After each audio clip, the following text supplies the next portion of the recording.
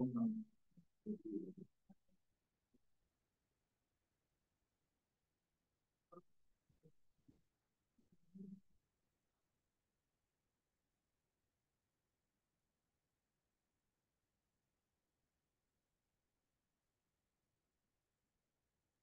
the budget one.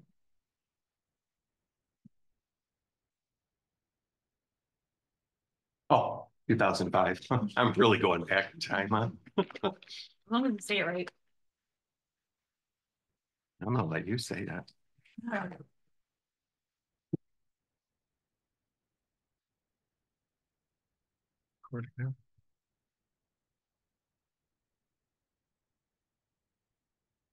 Mike, did you get my message on your park rules changing the email address and the phone number? I think I got that. I changed the 2020. Okay, well, I'll mention it then during the meeting.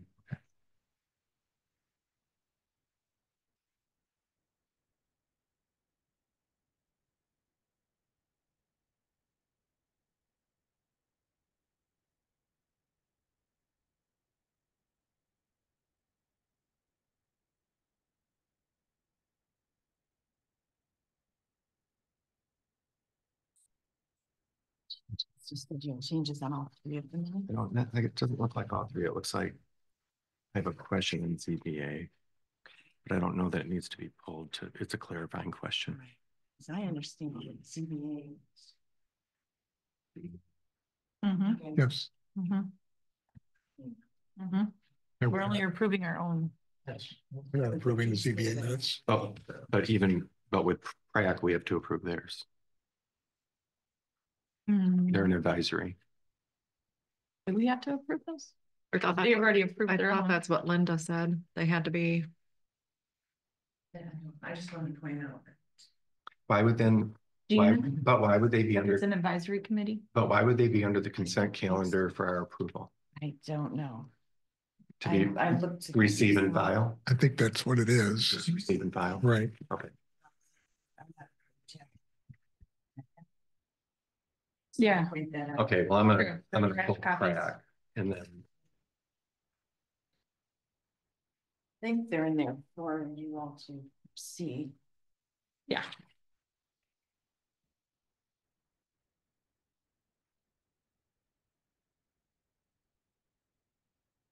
Looks like we're gonna call to order. That was unsatisfying. And we can rise for the Pledge of Allegiance. I pledge allegiance to the flag of the United States of America and to the republic for which it stands, one nation, under God, indivisible, with liberty and justice for all. In the absence of the supervisor and the clerk calling the meeting to order, roll call. Slipsma, absent. Kester, here. Aaron's, Here. Milnick, Here. and myself, Hoeksema. I need a motion to run the meeting and be the moderator today. Does anybody want to make a motion? I'll make that motion. Everyone in favor? Aye. Motion carried. Does anybody need to set or adjust the meeting agenda? I'd like to point out there's no F, public hearing. So that's not on there. Does it need to be? No, but there's no F. It goes from E to G, is what you're saying. Oh, is it usually out as a placeholder or you just change your lettering? You would say public hearing none. Yeah. Do you need to change any of the items or around? I don't. Are you going to add that one Correspondence that came in today? There's 3 items. There's copies on the back table. You guys just got them. Just list who they're from. Highmore, Bosler, and Bridgeforth. Emails. They were emails, yes. So then she's gonna record that we received those in the minutes. Mhm. And it's been requested that they be part of the packet. So are we, One of them did. okay, one of them did. So when they request they be part of the record, do we just redo the packet and put that in there? We can add them to the actual minutes that are published. You would add it to your, what you put online for the packet. Um, So I make a motion to approve the agenda. Okay. All in favor? Okay. And do we have Wendy, any declaration of conflict of excuse me, interest? Wendy, I'm sorry. I need those names again. Oh, yeah. Highmore, you said. Yep. Boesler, Boesler. And Bridgeforth. Bridge 4. Bridgeforth. Bridgerforth. Bridgeforth. Bridgeforth. Thank you.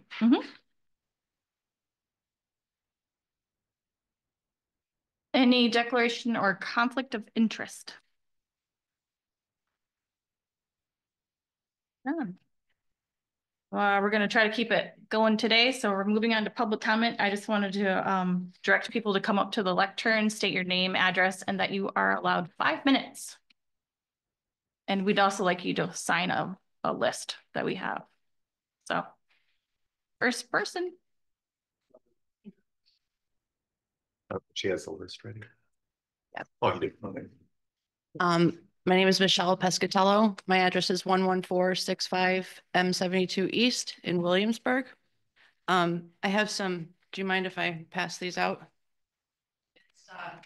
It's kind of what I'm talking about today. So I brought way too many, but. So this is the second time that this has happened since I moved here in 2015. The first time was in 2017 with my oldest daughter.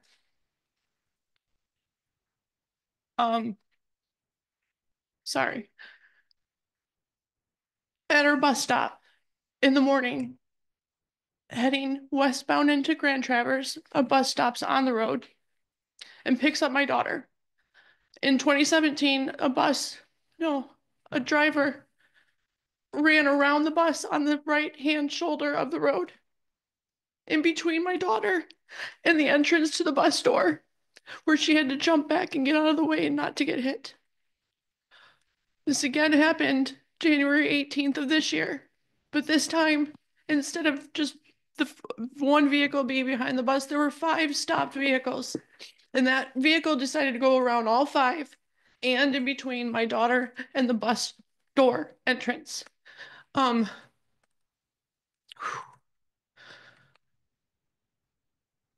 I can't get that out of my mind that they almost died. They're going like 45, 35 miles an hour. It's not like they're creeping along the side of the road. They are going way fast. And I am just asking for some help because this is a dangerous, dangerous area. We're right on the crest of the hill coming from Kalkaska, and we're right on the end of the curve coming from Traverse City. So there's a blind spot there. I don't know what the answer is. I don't know if it's cameras on both sides of the road. I don't know, but I cannot have this happen again to me or to anyone else. Like, it's just unfathomable to even think that you would have a car passing in between your daughter and the bus. I'm sorry. I have also spoken with the traffic, the guy, the sheriff that's responsible for the traffic, and he has sat there once without an instance, and the second time he sat, he got a runner. We had one again last Thursday. It happens weekly. So I don't know what we can do to collectively help stop this, but I'm coming to you for help. And I just want you to be aware that this is very dangerous, and I'm begging for any advice or any guidance, or can we work with the sheriff's county? Like, I don't know, but I just need help. Can I ask a question? Have you contacted TCAPS? It's Elk Rapids. Oh, Elk, have you contacted them? Yes, the bus garage and the School board? all, not the board yet. Not the board yet, but the cameras that are on the bus are on the driver hand side. So they'll never catch a right hand passer. Ever. And your phone number's on the list. I can write it.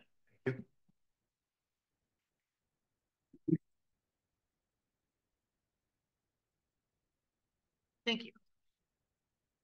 I can add a comment.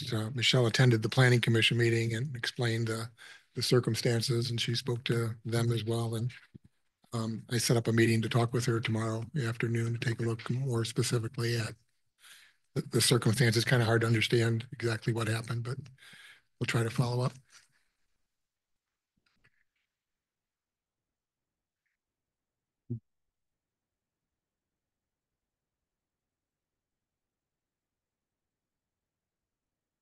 Hi again, I'm Roland Osterhaus. My address, mailing address, 7450 River Road Pike, Nashville, Tennessee. And by the way, I tried to call Linda this morning via the website, and nobody answered, but it went into voicemail. Ron Pop is the one on voicemail, and I didn't want to talk to him, so I didn't leave the message. This refers to the Lossy Road, and the property that I own is 30 acres. I believe you have the information on that, along Skeegamog Point Road. And the trail, which was originally a road, goes diagonally through my property. And the only possible access, because it's a swampy area on Skeegamog Point Road, is the trail, which has been used for many, many years, and I've been using it every year as well. So I have left an exhibit for number one, which shows the property that I own, shows Skeegamog Point Road. And what happened in the 2020 is that all-terrain vehicles were on the west side of Lossy Trail, dug it up quite a bit. And so they then erected a sign saying no motorized vehicles. Up to that point, there was no sign as such. And, but also at that time, the board met and they basically agreed that all property owners should have access with motorized vehicles. But I believe it was tabled at that time, nothing was done. But even Ron Pop and everybody agreed that's what probably should happen. And the next thing on Exhibit 3, I received a permit to build a building for farm equipment because I have a walnut tree farm there that I've been working on for many years. And I bought the property in the 70s, and in the 80s, I planted all the trees. So it's been there quite a period of time before it was turned into a trail. And I received a permit to build, but then your attorney firm said, well, just because you have a right to build, you cannot drive on the road. And so I've never built anything on that property. Robert Hall and Cheryl Gross walked the property at other times, various times, at the same time, and said, yes, it's too swampy next to Skeegamog Point Road. There is no other access. And then, of course, the last thing is the Michigan State Supreme Court said that if it has been used in Michigan as an access in the last 15 years, it's still an access. And so this has been going on for over 3 years. Mr. Pop said he had to go through all the minutes to make certain everything was okay, and that took 1.5 years, and he never completed.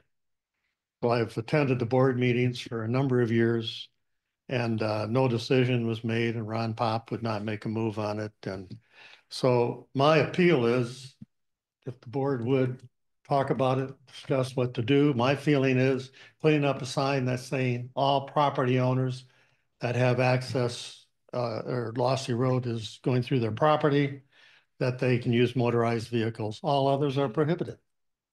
As simple as that. Cheryl Gross suggested that they go through my property to where there's a turnaround and perhaps cars could park there because there really isn't any room on Skeegamog Point Road to park more than one car, and it's still pretty close to the road. So I've got to work the trees. If not, I'm going to be out a lot for walnuts, which are starting to come now. Later on in the future, I'm going to have lumber. And if I can't work the trees and trim them properly and mow the grass and spray them as I'm supposed to spray them about every 10 to 15 days with material, then that's going to be a big loss for me. So I'd appreciate the board looking into it and coming up with some decisions. But to me, a simple sign saying people who have access via their property with Lossy Road should be able to drive on it, tend to it, because there are others that have property that's kind of landlocked in a sense because they can't get to it, like Mr. Bud Ward. And right on the corner of my property, I can't think of his last name. Likewise, he can't get to the back of his property unless he uses Lossy Road. So there are three of us right there that cannot get to some of our property unless we're using that road. So, any questions? Thank you. Can we ask questions? Because this is the second time. Okay, has the original document ever been found as to when the transfer was made from the county to the township? Was I it believe it has, designated yes. at that In time? 92. In 92? That's when it was done. It's also surveyed as a road. The sign or the stakes are still there. What was the verbiage at the time that transfer happened to make it a walking trail only? And I don't know what the something? verbiage was. I don't know if there was a cost or anything else, but it was public that it was done in 1992. And I have talked to other people who have property adjacent to Lossy Road, and they do not recall signing anything. I certainly did not sign anything saying that I'm okay with it being a trail. And my understanding is that all these years, all three of you property owners have still been using it with your vehicles up until the signs were just recently. Well, I've still been posted. using it because I got to tend to the trees, and prior to that, there's very few people using this trail. Some people would go back in there for fishing, but it's not a great trail as to where it can go lead to because it gets into swampy area. So very few people have ever used it. Sometimes in the wintertime, cross-country skiing, but that's about it.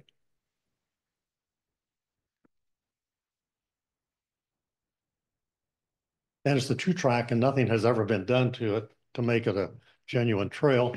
And when there was a windstorm that came through, a lot of trees went down and a lot of the property owners, including myself, we cut up the trees and cleared up the road because we want to take care of it. That's what we've done. Any other questions?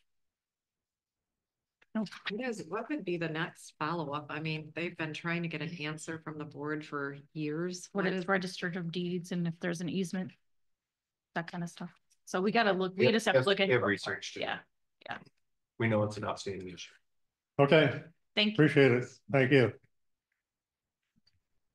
Really? Please. Want me to fill this out? Okay. A pen from? Mhm. Thank you.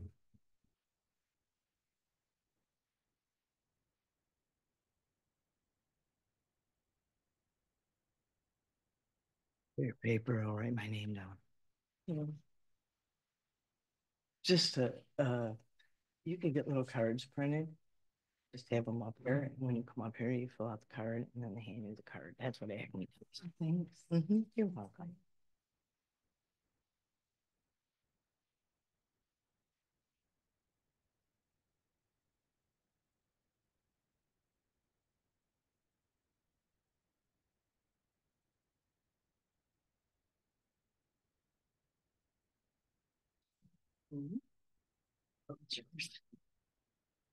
Heidi Volmuth, 8388 Winnie Lane. I attended the Plan Commission meeting on Zoom.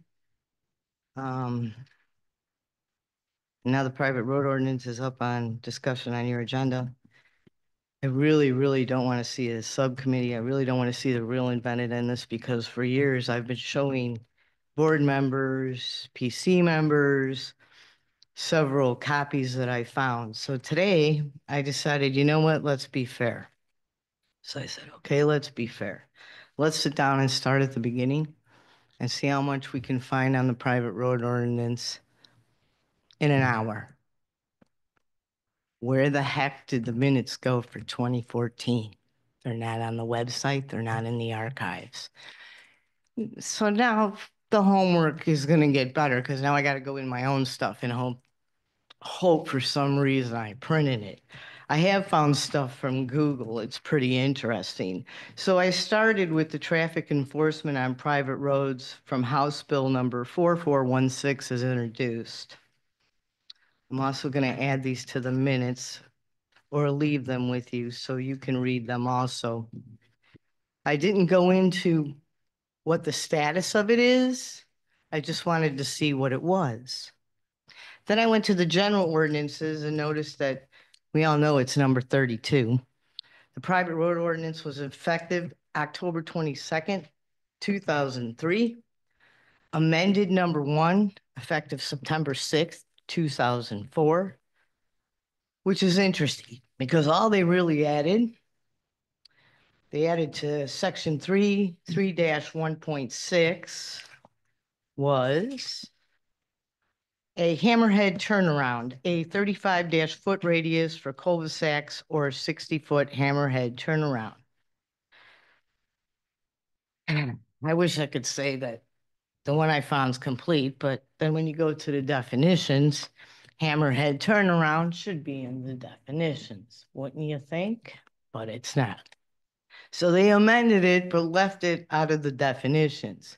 Welcome to the general ordinances, ladies and gentlemen. They're so much fun because there's a lot wrong.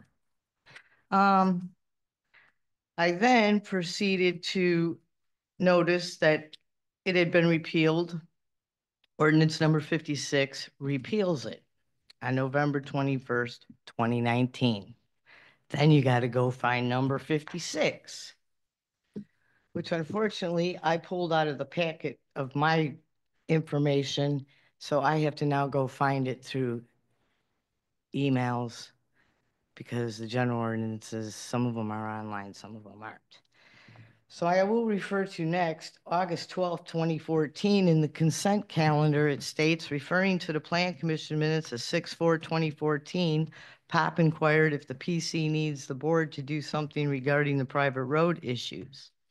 Then it goes on to the discussion. Lawson stated the PC wants to know what, if, and when the board wants to work on that.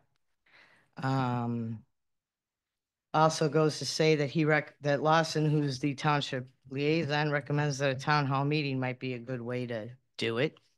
So we've already done this, so we don't need to reinvent the wheel, because then you go to November 1st, 2017, and those minutes reflect in course in the township board liaisons report.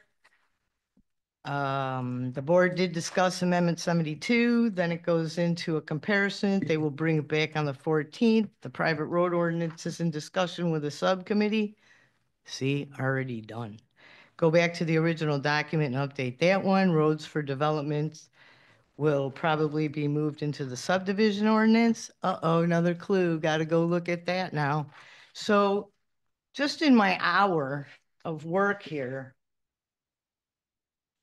I created a lot of chaos for myself, in my opinion. But I need to know where the minutes are for 2014 because I have to Google them. And the best I can do in Google is when you pull up this is a meeting that was 10/14/2014. Is that the same one I had? Because it goes into more detail. Nope. This is August 18th. So it goes into more detail. And they talk about Cheryl Goss states, we are not really asking them to write an ordinance. It would be a section of the zoning ordinance. If the board's desire is to eventually eliminate ordinance 32 by having a road standards in the zoning ordinance. Well, there's a problem with that too, because go back to definitions and read the definitions between ordinance and standards. And the several ordinances that were presented and exist do have standards in them. So I think somebody on the board needs to tackle this on their own and see how much information they can find. Because if you throw this at a subcommittee, There's going to be so much information on the table, your head will spin. Okay. You might want to think about it. You can't talk to me, you guys. You might want to read that too. Yeah. Talk to you later. Thanks.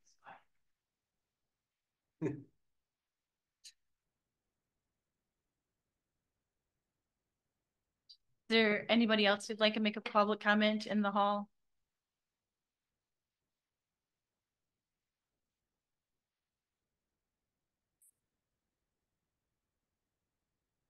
More for Roland, and just a general, I'm sorry, Melissa Melton. 5044 Vinton Road. So being on the Parks Board, you know, we've done a lot of digging, a lot of research over the last couple of years. In general, we did provide the previous board a recommendation when we were going through the Lassie Road upgrade project. Essentially, the whole west end, because of how wet it is, the swampiness of it, any vehicle traffic through there has been rutting it up, making it essentially non-passable for walkers. It's been a safety issue for several years, probably actually going on more like 10 years that I'm aware of. So the thought process is, let's stop the vehicle traffic. And that was the first step, was really just putting signs up for people to know. It's always been a rule. It wasn't known because it wasn't signaged. We did submit in a packet to the previous board our recommendations to make an agreement on where or where not to put car barricades.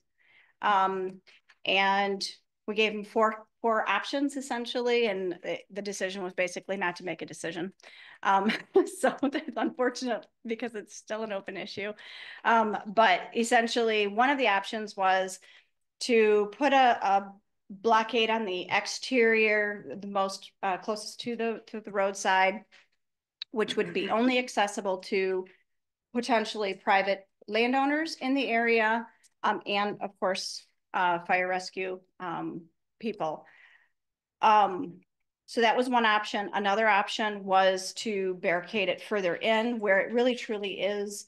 I'm going to call it more wetland. So you have more degradation as you kind of get further into that trail on the east end. And like Roland was saying, that you could put also a parking lot down there potentially if you worked with some of the private landowners. So we thought there could be a win-win situation.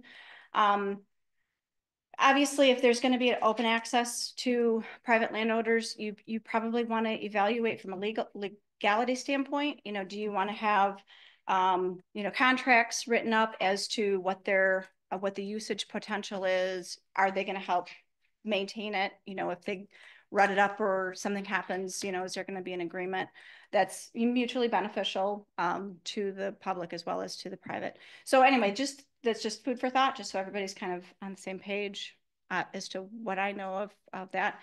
If the Lassie Road Trail does come back with what the board wants us to do, we certainly have all that information, and it is in previous board packets too. So we can certainly send all that data. Gary did a bunch of research on when the 1992 Grand Traverse County, there's a word, and I'm going to say the wrong word, but they gave it to the township at that point. And so there's articles in there that refer to it, and legality wise, I don't know if that actually states that it has to be a walking trail.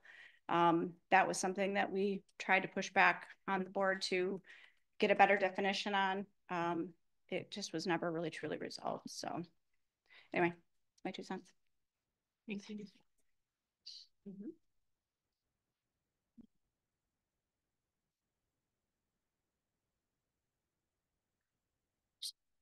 Is there anyone else in the hall that would like to make a public comment?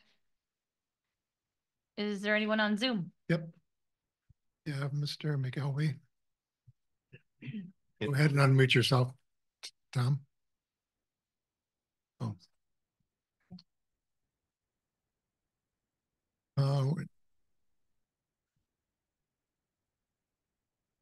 Tom, you have to unmute yourself, I think.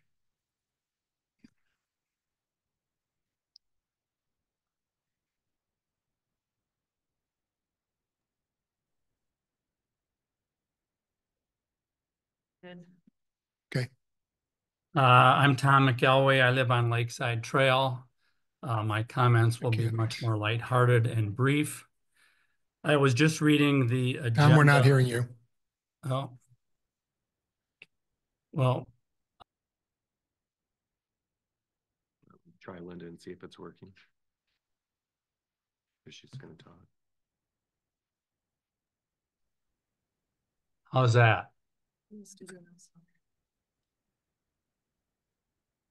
The people on Zoom can hear you, Tom, but they can't hear you in Township Hall. This happened to me last week. That again. Yeah, but it says mute on there. I would. That means it's muting us.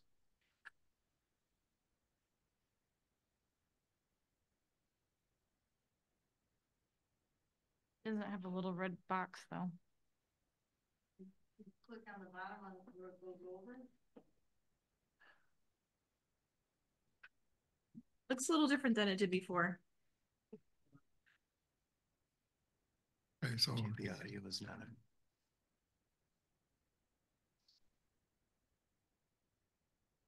If you can hear us, can you raise your hand if you can hear us? Okay. See, but he has. We just have. Can everybody try to unmute and speak to see if we? This is Connie Highmore testing. This is Barbara Dean. This is Dana Bridgeforth. The volume on the laptop.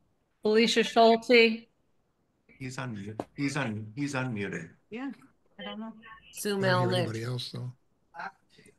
They can't hear us. Audio, it doesn't show it, cross over it.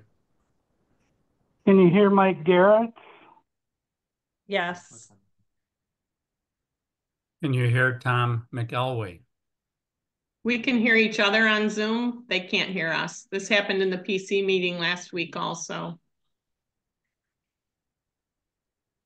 Why is it on that? At some point. Here, she's on mute. Look on her name. If he asked to unmute, so. Yeah, see, that's how I did it before. Yeah, and you could hear him. So maybe he needs to turn up his own microphone, his own computer. Well, we haven't heard any. Have them join the Zoom meeting. He can. We can hear. Are these guys? Everybody can hear each other and you. Yep. No, we can't. Is your volume on? Yeah. If they join the Zoom meeting, then they can hear us. Yeah. I have someone on the phone that's in Township Hall, so they know what I'm trying to explain to them, that we can hear them and they can't hear us. Tom, can you hear us? Have they joined the township meeting via Zoom in the township hall? See, You guys joined the meeting, right? You guys joined the meeting, Look, right? everyone's in it. I sent Where's the red Randy box? I sent Randy a text red letting him box? know this box has to be up here. Hold on. They haven't joined? You don't see them in the meeting? They're right here. No, you. Oh, you're right there. Yeah.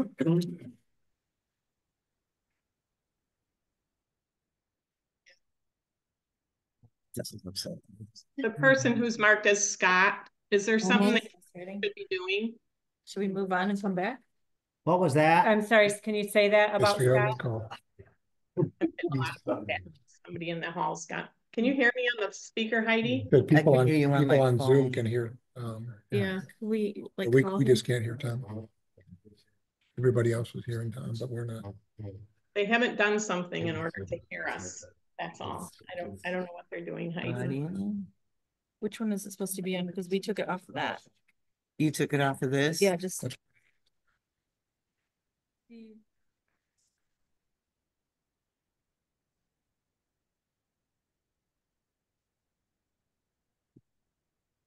Can you hear us now, Heidi? Okay. I don't know what they did to it. It was 9 o'clock meeting, but like, oh, you're killing me, man. Join with computer audio. Yeah. Right here. The black thing's on in there, right? You turn the Yes. thing on in there. That's why there's. Look down here. Go to more. Mornings in general, I'm just. Like, I'm outside Like at like 11. Go here. Because I'm usually done doing. Where chores by we 10. change It that. takes me an hour to like This is shower and get ready. And, Speakers. No, that's that one. You want to be on the course is what you want to be on, because this is it. So you go back on there for a second, Randy. Here. Focus here. And focus up there. That's a copy of the current one. Other one, the microphone. See, it's not saying recording in progress.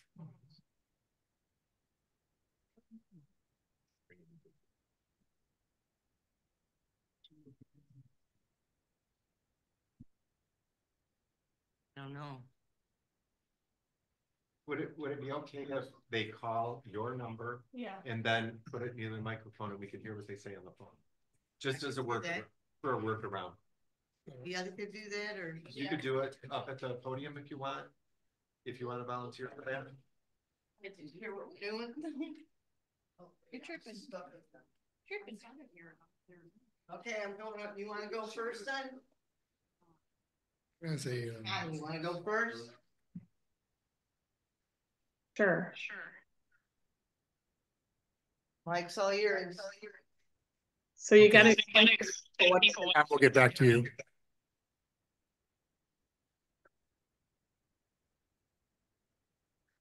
How do you want me to explain this? You're gonna have to give your phone number out to all these people then, Heidi, and for them to call into town hall. That's okay. That's okay. I got a tablet with a full charge too. Why not be part of the solution? Okay, can you hear me? We can hear you, Connie, go. Okay. I'm discombobulated, but so I have a couple questions about the packet. There's an item on the agenda concerning the selling of the portable restroom at Whitewater Township Park. This $67,986 restroom has never been put into service, and we're talking about selling it for a loss of $8,986. I implore you not to make a decision about this until we get answers as to how this restroom was going to be a valuable asset to the campgrounds and to High Prairie Park. I think that there were resolutions to the issues that you had listed in the packet, such as power and the water issue and the dumping. I think we just need to ask the right people those questions. So if someone can hold off on making that decision so we don't get rid of that before we have the answers. Another thing I was confused about in the packet was Mr. Osterhaus using the trail. If I'm not mistaken from his things that he put in the packet, it looks or sounds like that's his only access to his property. So he's not just using it every now and then. It sounds like it's his driveway to get back to his property. So that was a question of mine that I would hope would get answered. The other thing, let me see here.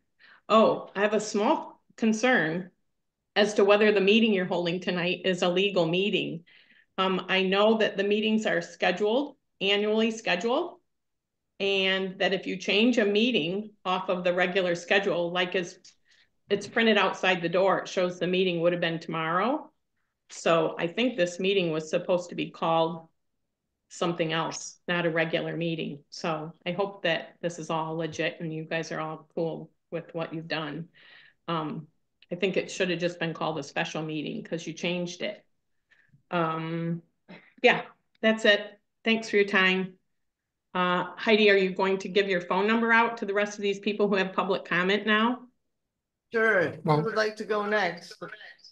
let me suggest we use a different number than your personal number. Whatever you want to do. It used to be on a website, so it really doesn't matter. Most of these people probably have my phone number. Yeah, let me use the township number here. What's weird?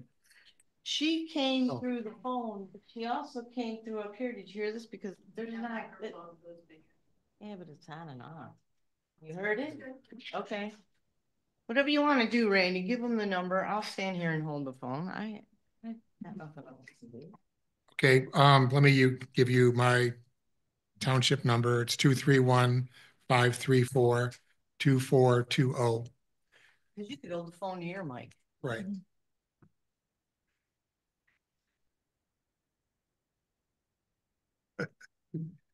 So Tom, if you want to call that number, we'll put you on the speaker so we can all hear you in the hall.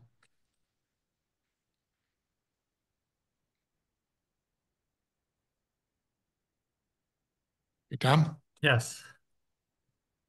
Okay. This is Tom McElway. I live on Lakeside Trail. I hope my comments are worth all of the difficulty experienced this evening.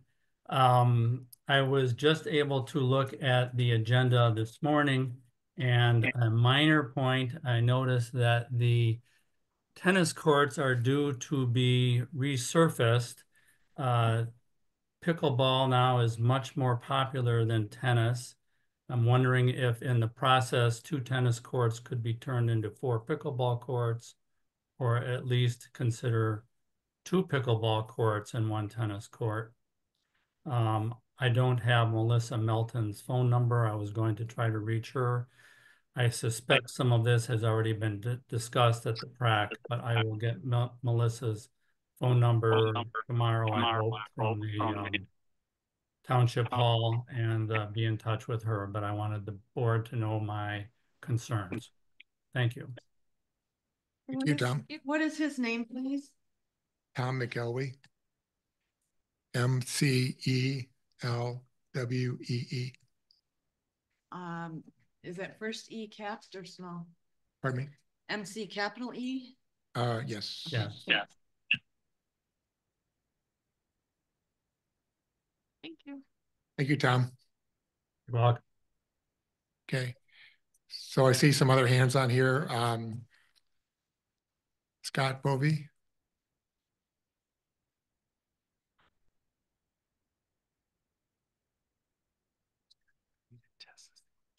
Okay. Can you hear me? Yes. My name is Amy Booby, and my address is 2832 125th. Can you turn down your computer? It's echoing. Thank you. Sorry, I'm in the process. Start over. My name is Amy Booby. My address is 2832 125th Avenue in Allegan, Michigan. Spelling of your last name? We have the spelling of your last name, please. Township, the last few years. Okay.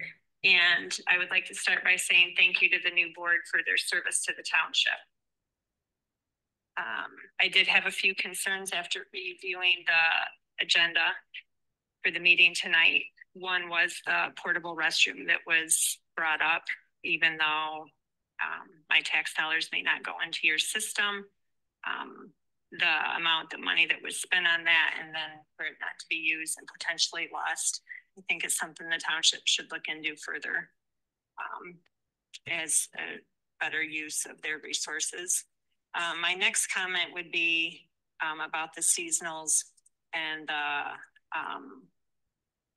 proposed agenda of potentially not having returning seasonals for 2025. My comments on that are many after reading that. Number one, most seasonal campgrounds are determined at Labor Day for the following year. So deciding something this late in the game is to not allowing that, especially after it was advertised on your campsite. I don't think it's good for business. But number two, a lottery at most camp places isn't done until after returning campers get their option to vow in for the next year. And typically at Labor Day, you get the option to put a down payment down to get your site for the following year. If you choose not to, that's fine. Then it either goes to a list of potentially interested people or a lottery from the list of interested people. So I think that's something that the board should consider. And my next comment would be, I hope that you don't decide to discontinue seasonals this late in the game. And if you do, please grant the returning customers the option to get in this year to allow them time to find something for the following season and allow you as a board to make better policies and decisions on how to move forward as a business.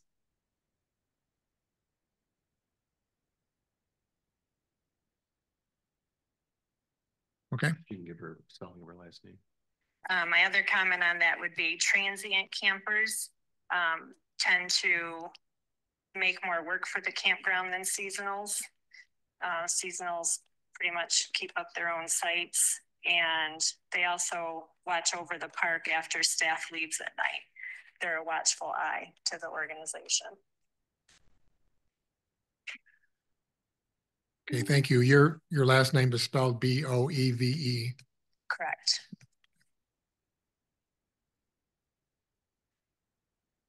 Okay. Thank you. Thank you. Thank you. Okay, Mrs. Dean. Can you hear me this way? Call the number, please. Need to call.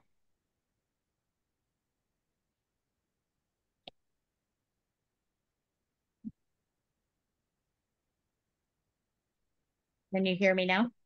Yep, we got you now. Okay. And the feedback, I think I have my computer off. Okay. I know it says Dennis Dean on here. My husband was the last one to use our Zoom link, I guess. But I'm Barbara Dean, and I have been living in and out of the area. We've owned property in the area. Well, his property and his family since before the Civil War, pre-Civil War.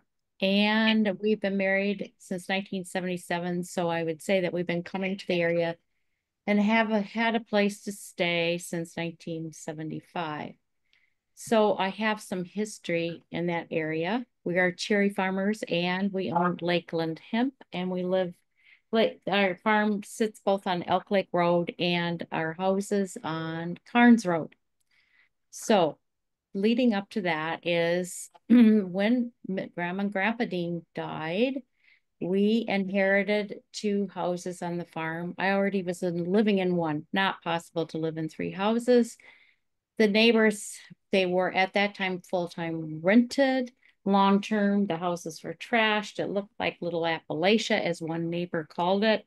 When they moved out, I began gutting the houses, remodeled them totally, and I've had many compliments from the neighbors. I called Whitewater Township at the time and said, what do I need to do to make this a vacation rental? I'm never going to do long-term rentals again. People trash it. They don't pay the price it's needed to be done.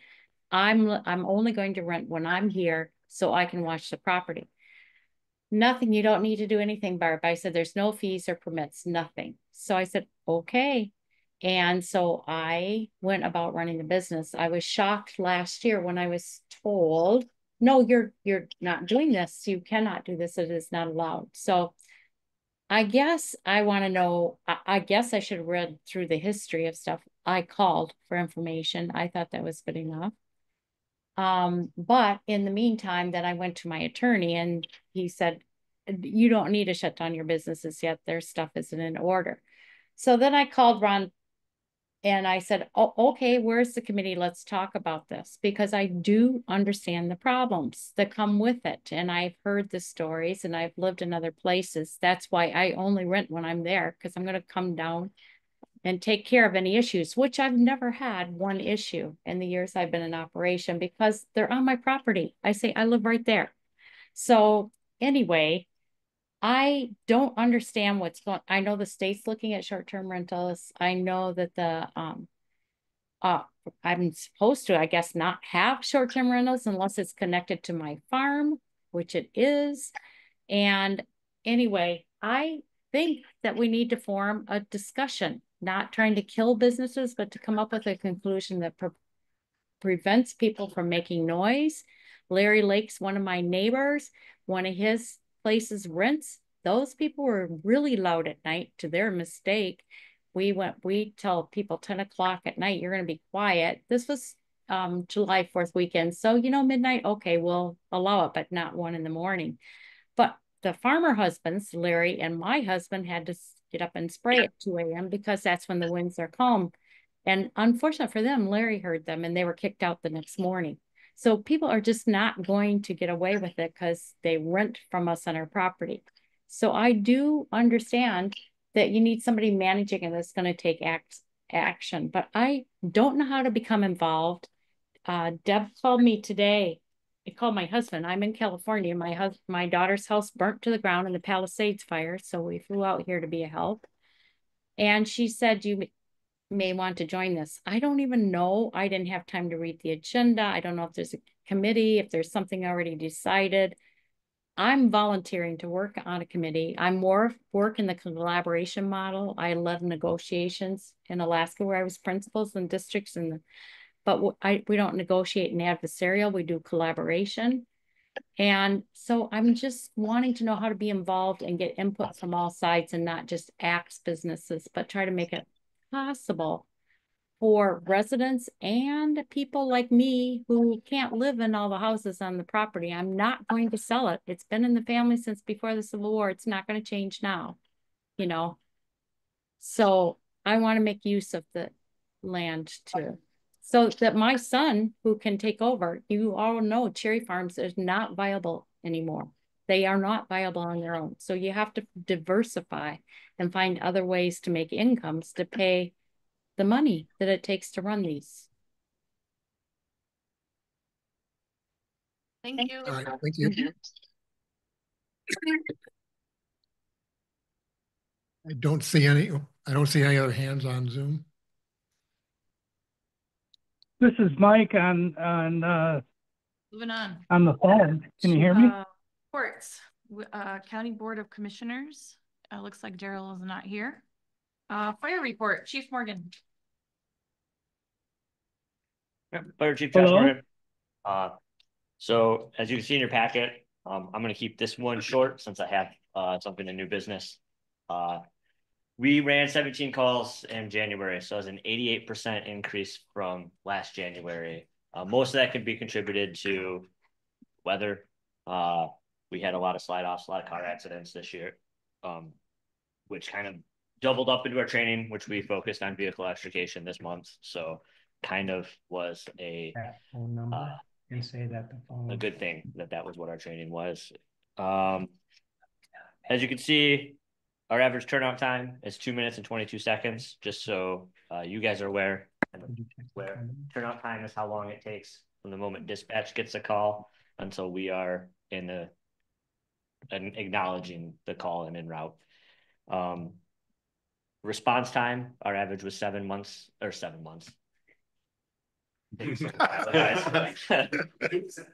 work on that, I promise. Just felt like it. Average response time is 7 minutes. That is the time it takes for us to get dispatched to get to your residence. I'm incredibly proud of that number. Just with us being a volunteer paid on call system and a lot of our team residing kind of on the edges of our township. I did physically go to 16 of the 17 calls this year this year already. So that kind of makes that number a little bit smaller because I'm a lot quicker out the door in my own house. As far as lost my spot here. For me this month, like I said, budget, got Tim all this stuff, kind of focusing on that, getting ready for our budget meeting. Did a lot of research on our special assessment and millage for the ambulance fund. But I want to take a moment right now to congratulate Tom Bartnicki, Grace Watson, and Kevin Bilesema. They completed their EMT basic certification and all have passed their national registry. So now they are registered EMTBs. So almost our entire department now are basic EMTs. It's not an easy program. So I want to give this time to give them some public acknowledgement for that. And also Grace and Tom are in the throes of Fire Academy right now. So they're dedicating every Monday, Wednesday, and almost every Saturday to Fire Academy, and still coming to training on Tuesdays. So want to just take a moment to allow the public to realize that there's a lot of dedication that these folks are doing for the department and for the community that sometimes goes without thanks. So I just wanted to take this moment to do that for them. And yeah, just keep following our Facebook. We're posting a ton of content. A lot of the things I'm going to talk about in my new business item are things you will see on social media as we go forward. Kind of the state of the department, as I'm calling it. And for the Connex box, we built out a room. So we got one room built. Then the weather came in, and it's incredibly cold to work in a 40x8 metal shed. So we're starting the second bedroom soon. So it's going to be a great addition. It actually is going to potentially lower our ISO rating as well for insurance, because it is a training facility, and that can give us extra credit, which will help us in areas where maybe we lack in our ISO review. And that's actually coming up in 3 weeks. So I'll be sitting down with our insurance reviewer for the ISO rating, and we'll be going over all of our training records, response, apparatus, equipment, buildings, hydrants, everything, to hopefully lower our ISO rating, which will in turn lower insurance rates for our township residents. So other than that, I have more to say in my new business. So where's Fire Academy? Fire Academy is at the Regional Training Center, which is on Nimrod Road, which is butts up to the fairgrounds. Yep. South of Chumps. Do you have anything else? Awesome. Thank you. Thank you. Planning Commission report from Randy. Okay. So the Planning Commission met on February 5th, and a couple items that they addressed was a public hearing on the master plan. We received public comments from one person. None of those comments resulted in any changes to the master plan. The Planning Commission subsequently voted unanimously to approve it. The planning act says they have to do it by resolution, which they did.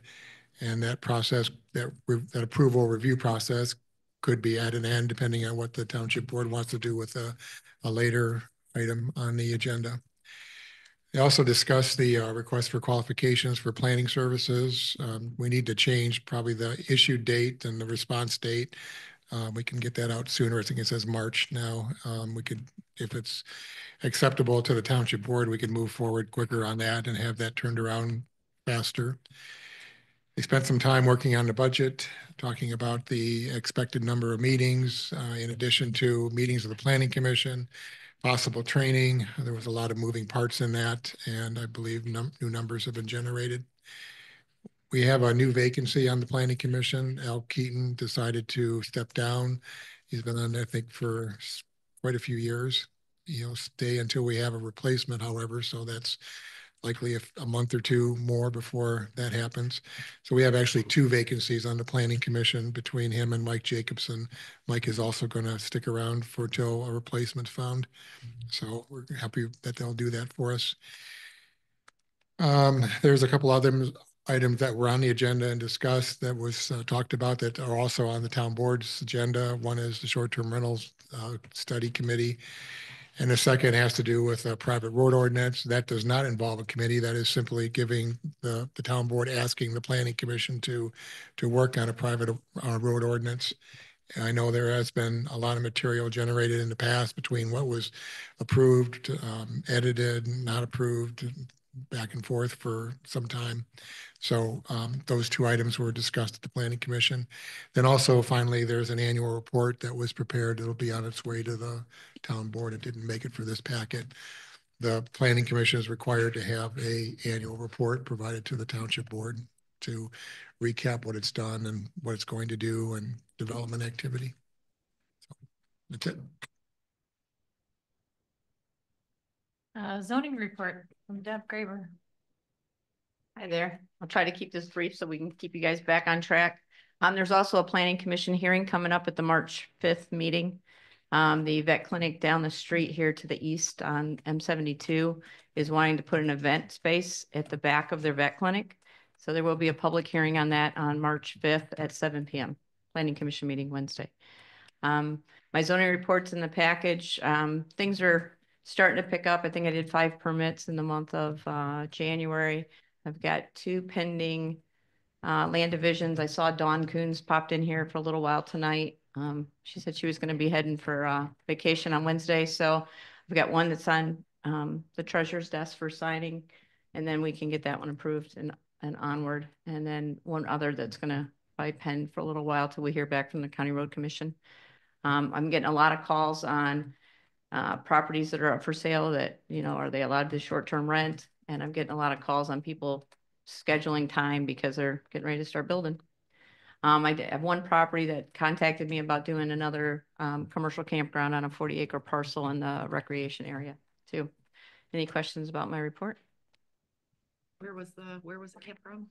It's they're kicking around the idea of financial situation, but they are down off Sand Lake Road.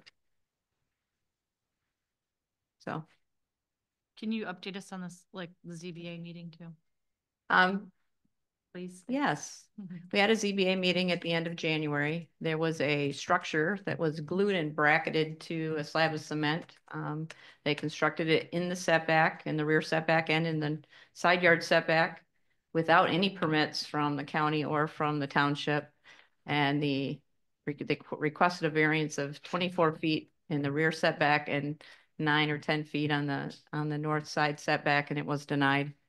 And they have until July 23rd to have that moved out of the setback and within the building envelope.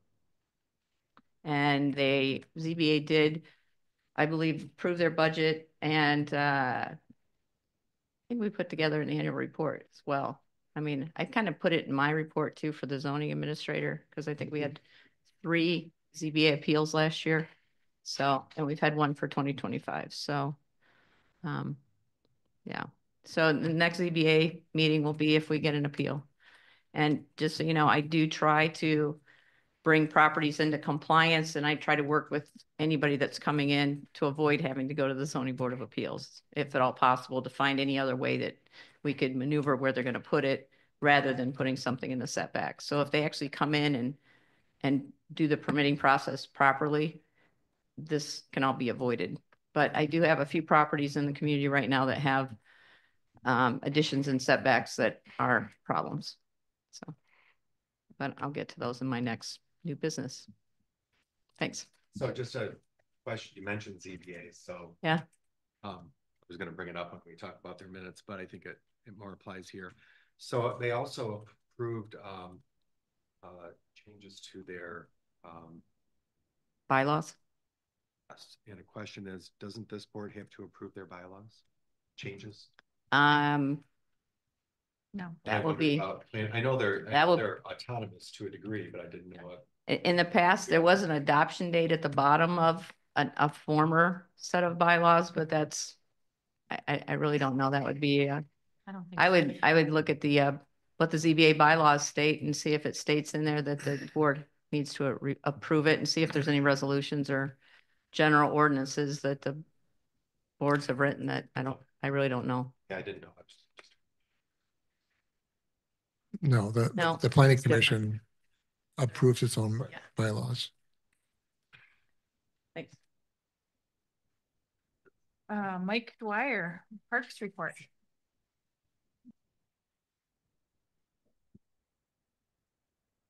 Parks and recreation. Keep the recreation, the fun part, into the parks. The removal of the vault toilet structure has been completed. What's remaining now is 2 cement slabs where that covered people did their business. It's currently covered with plywood and secured so no one can fall through. This is a spot where I believe the portable trailer toilet was going to be moved, so I'm not sure what's going to happen at this point. But it's something we'll have to figure something out with the 2 holes that are there. They are secure at the moment, but we'll need a permanent solution for them if we don't use the trailer. My observations, the park system is being used on a daily basis quite a bit. I continue to hike and monitor all the trails, ensure they're kept clear and maintained. During my monitoring hikes, I've met several hikers that use the trails on a daily basis. I've kind of created a rapport with them, and we've exchanged phone numbers, and they are willing to contact me if they see anything that I don't see. They use the trail almost daily, so they can keep a closer eye than I can in some instances. In addition to monitoring the parks and trails, I'm working on the proposals for prices and rule changes for the 2025 camping season. I've also been researching a possible camera monitoring system for the park, and also signs that are getting to be made up for summertime. I'm still taking several calls right now, daily actually, about bookings for this upcoming season. And most of them are about availability, and they're really not asking about prices. So that's encouraging to me that they want to stay at our park. They're not quite sure. They don't care how it costs. So any questions? Thank you. And a prac report from Jill. Actually, Melissa Melton, she didn't get changed on the agenda, but. Yep, and I already did, but. Yeah,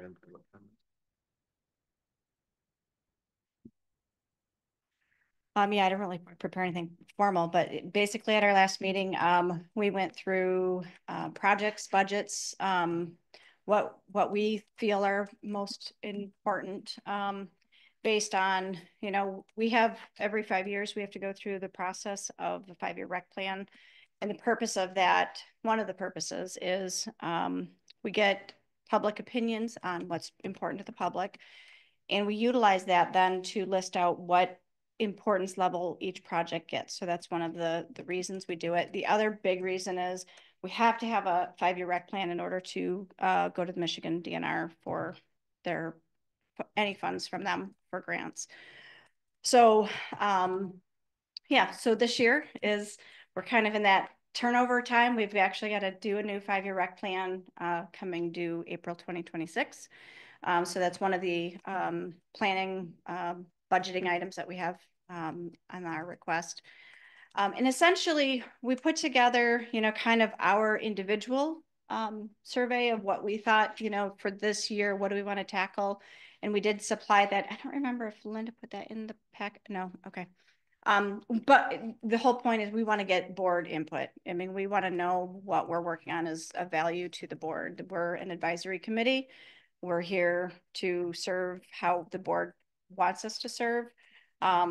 So that was, you know, one of the big messages from the last couple of years is, you know, there wasn't that really good interaction and understanding.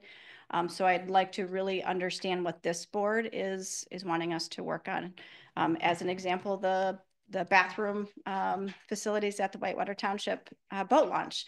You know, we had started talking about that as potential that we would assist in looking at what the next steps might be, to find out from Jill that you guys are looking into selling the enclosure, whatever you call it. But that's just an example. Like if you guys want our services to help vet out opportunities, projects, how to move things forward, get prices. I mean, like those kinds of things, the advisory board is there for. You know, we talked about the bleacher project, which is on the agenda tonight, and the playground equipment, which is not moving forward as of yet, but that's really about all we did.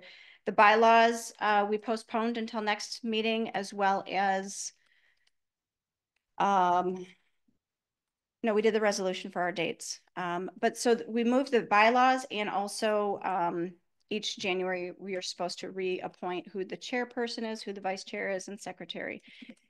The bylaws in our PrAC committee has always had a person who has been given by the board as a recording secretary.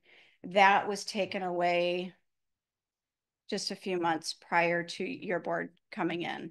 So it's a relatively new thing. And so we kind of needed to understand what the position is going forward.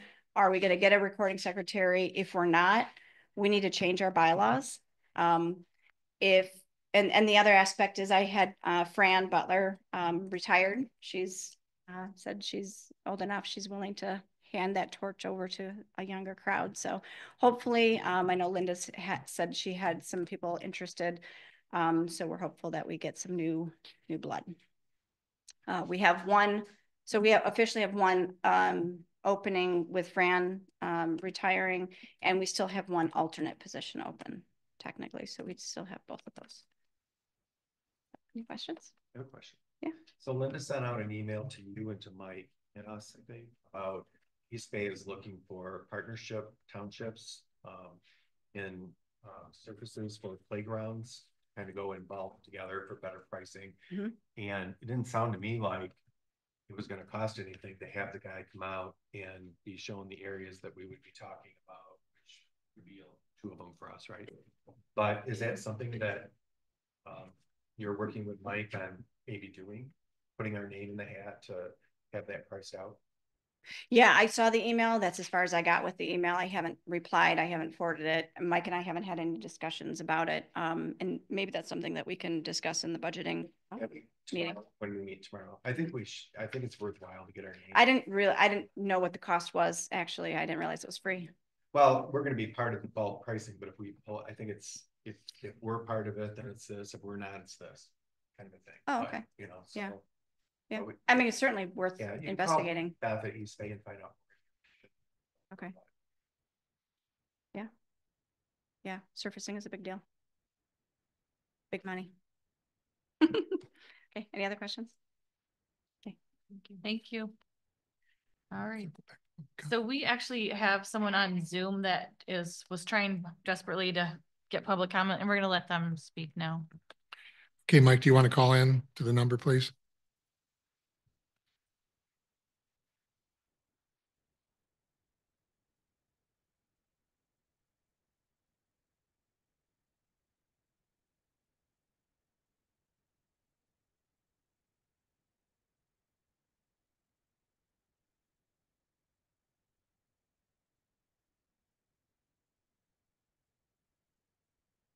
Mike, please call 231-534. Here it is.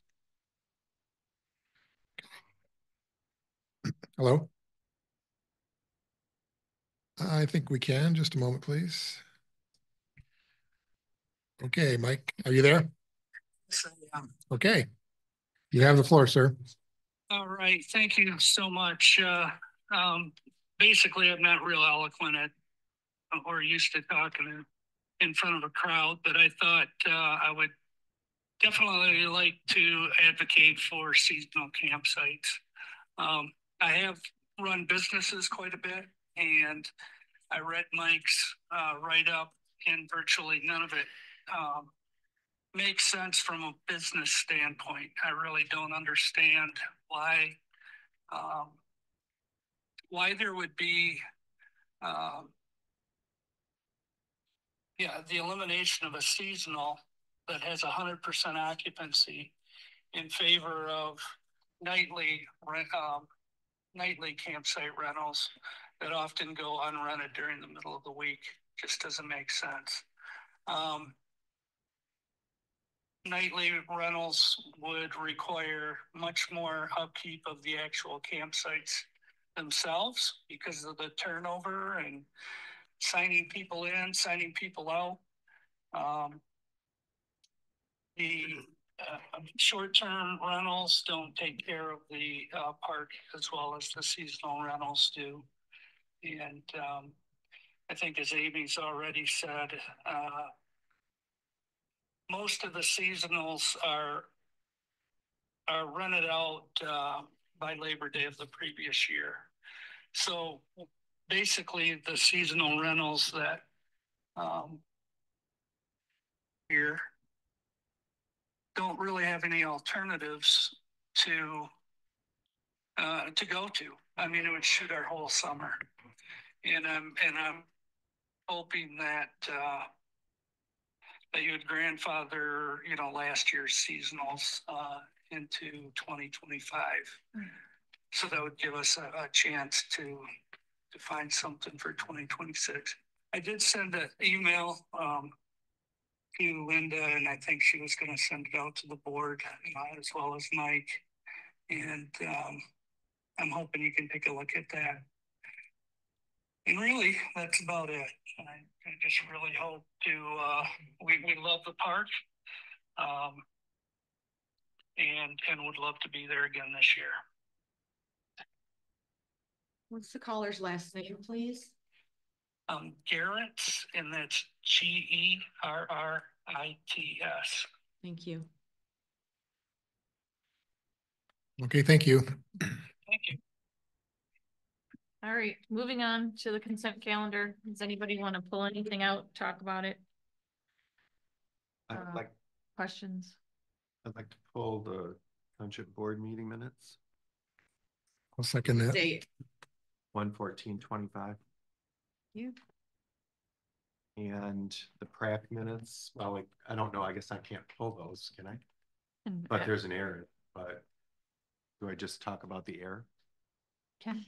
Okay, so, and then we can go ahead and approve it, and then the minutes at PrAC can get, I guess. changed. That's 121 PrAC. So the 121 PrAC did not list Hubble as absent in roll call. As well. We go over those changes later after approval of the consent calendar. Oh, they said I couldn't pull it because we can't approve. Oh, you said not pulling it. Because we don't approve their minutes. The other was they approved a resolution 2501. And I know that the planning commission, they put PC 2501, so it's identifiable. And to me, it seems that PrAC should be PRAC 2501, so it doesn't confuse it with our resolutions. Their advisory committee, they cannot make resolutions. So they did. So, well, then there you go. So I brought that to your attention. Well, that they did a resolution setting their dates. Yeah, yeah, they're just setting their dates. And then, so the ZBA minutes, same thing. They indicated that they did their election for term of officers, and it says 25-26 calendar year. So I don't know what that means. Is it fiscal year? Is it calendar year, or is it January to January? Is what I'm thinking. Yeah, I think so. Okay. Yeah. Well, it wouldn't be. It is fiscal? It wouldn't be fiscal calendar. because they elect new members in January. January. So it should be January to January instead of saying calendar year. Their dates that were set are fiscal. April to April. Okay. The dates. Guess we'll have to look at that. So that should perhaps say fiscal. I can go back and listen to it as well. It's just our recommendation that the ZBA goes back and looks at their minutes. Yeah. Tim, could you tell me the first item you mentioned about PrAC?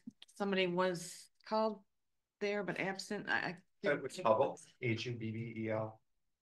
He was absent, but he wasn't listed as absent in the roll call. It indicated it further down in the motion. Was he listed as present? No. Okay. That should be corrected. Recommending it be corrected, right? Then in the minutes, it says that Wendy's going to distribute the resolution from the ZBA to us, I think. But so do those resolutions from PC and ZBA, do those come in a packet, or? That's a good question. So just a work there to do. Just email them to us or something. Did you just jump back to ZBA? Included it in. It's part of, I had 3 things with them, yeah. What were you referring to just now? The resolution from the ZBA to be distributed to our board.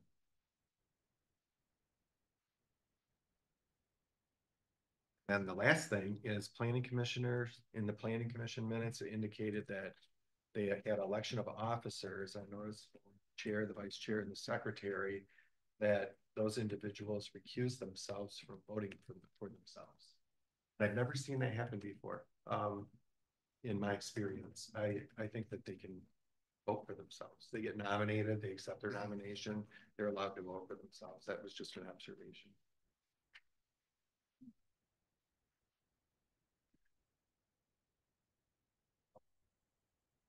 We're pulling the township minutes for Correct. amendments. Got it. So I've got one as well.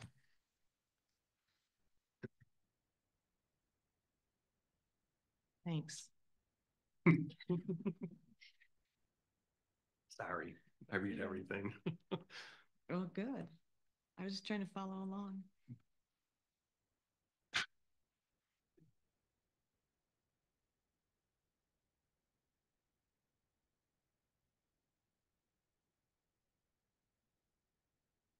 You ready? For comments about which? The board minutes. There's Township? Township Yes. board minutes. Actually, those are pulled. We'll approve or amend those after the consent calendar is approved. Okay. I'll make a So they've motion. been pulled. I'll make a motion to approve the consent calendar as amended. Second. With the minutes out. Right, yeah. I'll second that.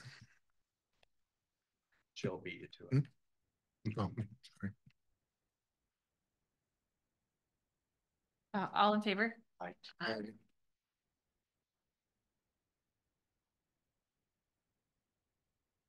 Now the township board minutes.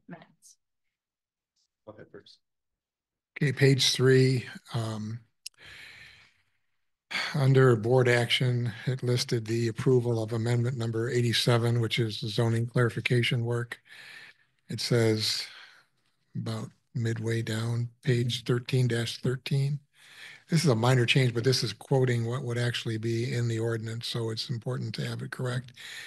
That sentence ends with covered porches, comma, and it should be covered porches, period, there. There's no, that's not. Oh, that was then and Yeah. the next paragraph, but I see what you mean.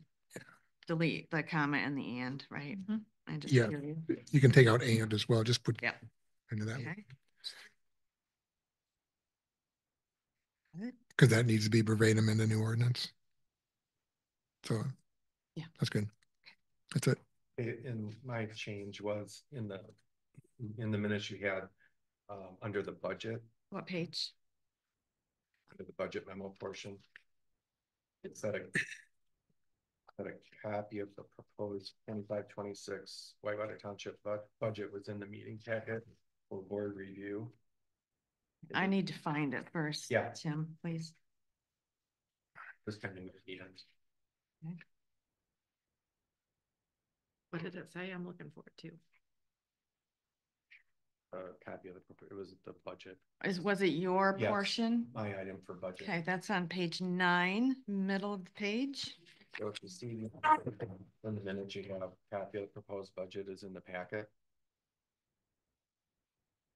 Yes. And it wasn't. It was just should just reference a budget memo was in the packet. There was no budget wasn't in the packet. Budget memo. Yeah, you can just say budget memo was in the board packet. Got it. For their Of review. 25-26 though. It was just budget process. And then the only other thing is you had links to minutes in the minutes. Yeah. Links to minutes in the minutes. And they were in blue and it would make it look like, and I clicked on them because blue is a link, right? But I just think, that's just the thing. I think it should be black because it's not a link. You know what I'm saying? Mine open as a link. Yeah, it depends on where you are. Oh, really? What you're opening them, yeah. But it doesn't it doesn't take me right to the minutes. It just takes me to the Whitewater Township homepage, and then I have to find the I minutes. went to blank page or page that. Oh, this one did go right to the minutes. So some go right to the minutes, some go right to the homepage. Okay. There's the homepage where. Yeah, the here came up first. Yeah. Okay. So is that all right? Do we like the blue link? Yeah, I actually copied those links from the agenda into the minutes instead of retyping them because that's how they were presented in the agenda. All right, well. Tim, could I read this back to you though about that budget line, just so I have it right. A memo regarding the proposed 25-26 Whitewater Township budget was in the meeting packet for board review. Okay. Great. With that, I would make a motion to approve the January 14, 2025 Township Board minutes as amended. I'll second.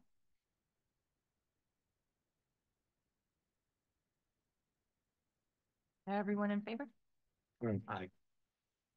Thank you. So unfinished business. Currently in a contract status with BSNA. Jill, do you have anything to add?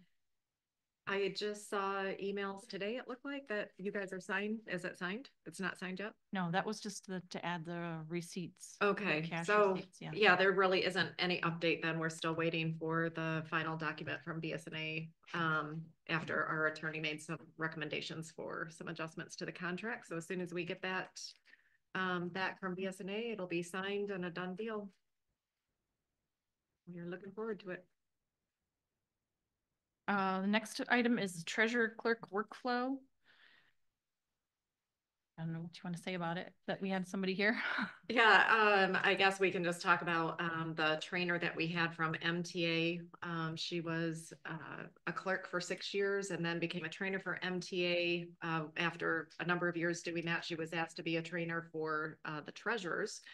And we met her at Crystal Mountain at our MTA training, and she came here for 2 days to kind of work with Wendy and I to try to just figure out what we can do in the interim before we get BSNA. Unfortunately, that is going to take 6 to 9 months before that is all finalized, where we will have one cohesive software system to work in for the township. So in the meantime, we're just trying to kind of figure out how we're getting everything to flow between now and then. So basically, I just reactivated the old software that the previous treasurer was using. We were hoping to avoid that, but it just seemed like really kind of the only thing we could do. We can't wait 9 months for just doing things on spreadsheets. So that's where we stand.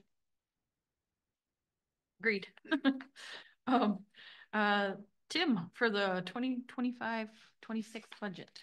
In your packet is just a memo going over some dates and then a recommendation that we set a public hearing on the budget.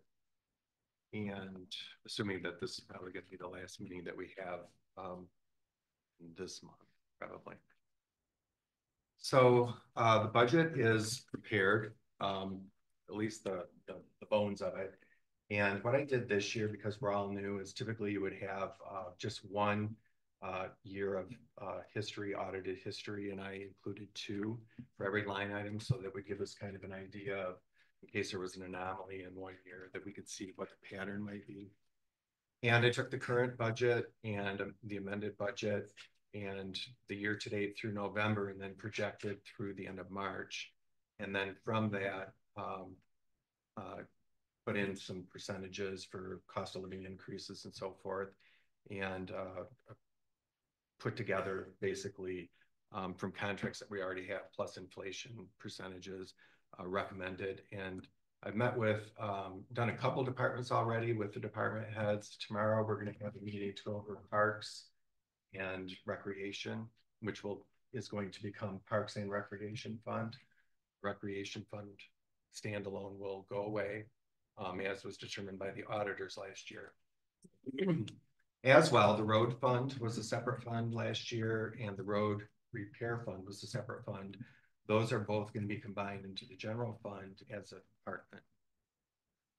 Right now, Linda wanted me to talk just about budgeting, that a budget is not for staff. A budget is not a license to spend. Still have a purchasing policy. You're going to need a purchase order for everything that you purchase, with certain restrictions or certain exceptions. And anything over 1,000 is going to need the clerk and the supervisor's signature with 3 quotes, if possible. Anything over 5,000 will require 3 quotes with exceptions and approval of the board. And then 20,000 is by sealed bids. So I know that they're on the campaign trail. We did hear from some people that were concerned that budgets have been approved here with very large deficits. And that was a concern to some people in the public. So we are going to be presenting a balanced budget this year. And I was happy to see when I got through with everything that I did that is possible to do. And you're going to have some items that, you're going to have line items that you're going to go over on. You can't predict tomorrow, let alone 6 months from now. but we have budget amendment process. We can do budget amendments, and you know, at the end of the day, are we going to be okay for the general fund as an example, as a general fund? We might have to, you know, do a budget amendment and rob from Peter to pay Paul for this or that as you go through the year. And then the only thing is we'll get those meetings done, and then we'll include the budget in the packet on March 10. And prior to that, even we'll have a draft budget out here on the table at Township Hall. And when you'll schedule a public hearing, if people can review that when they're here. And I think when we schedule a public hearing, would we put a draft budget on the website as well for their review? Okay. So then I'm recommending that we have the budget meeting March 17th. Typically, they've been held at the end of the process. And then right after the public hearing, they would approve the budget. And I think it would be better to have the public hearing at the beginning of the process so we can hear, based on the draft that they would be able to review, we can hear any concerns from the public in certain areas, and then incorporate those concerns into the planning process that we go through. And then have a special meeting perhaps on the 24th, a work session in the morning, as well as the 26th. I'm sure we'll need to. And then I just threw one in as needed for the last day possible, March 31st. We will have to have a budget approved by that day. And we don't have to decide, other than the public hearing, we don't have to decide these other dates until March, but I wanted you to be looking at that. There might be other times, other dates for those work sessions. They're going to be special meetings, but that, you know, so be thinking about that when we have the March meeting, about what dates you would like to have and what times you'd like to have those. Okay. And then I would just refer you to page 92. I have a recommended motion in the packet with a typo that the public hearing not be scheduled for March 17, 2005. I meant 2025. So are you doing the motion? I can do it. That a budget public hearing be scheduled for March 17, 2025 at 6:30 p.m. to consider the tax millage rate and fire special assessment and the ambulance millage rate for the fiscal year 25-26, and that the clerk post notice of the public hearing in the Traverse City Record Eagle and the Elk Rapids News in conformance with notice requirements for a public hearing.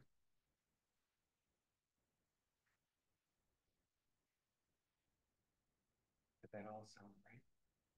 Correct. And then well, we'll have to wait for a second, then I'll add a little bit there. What page is that? 92.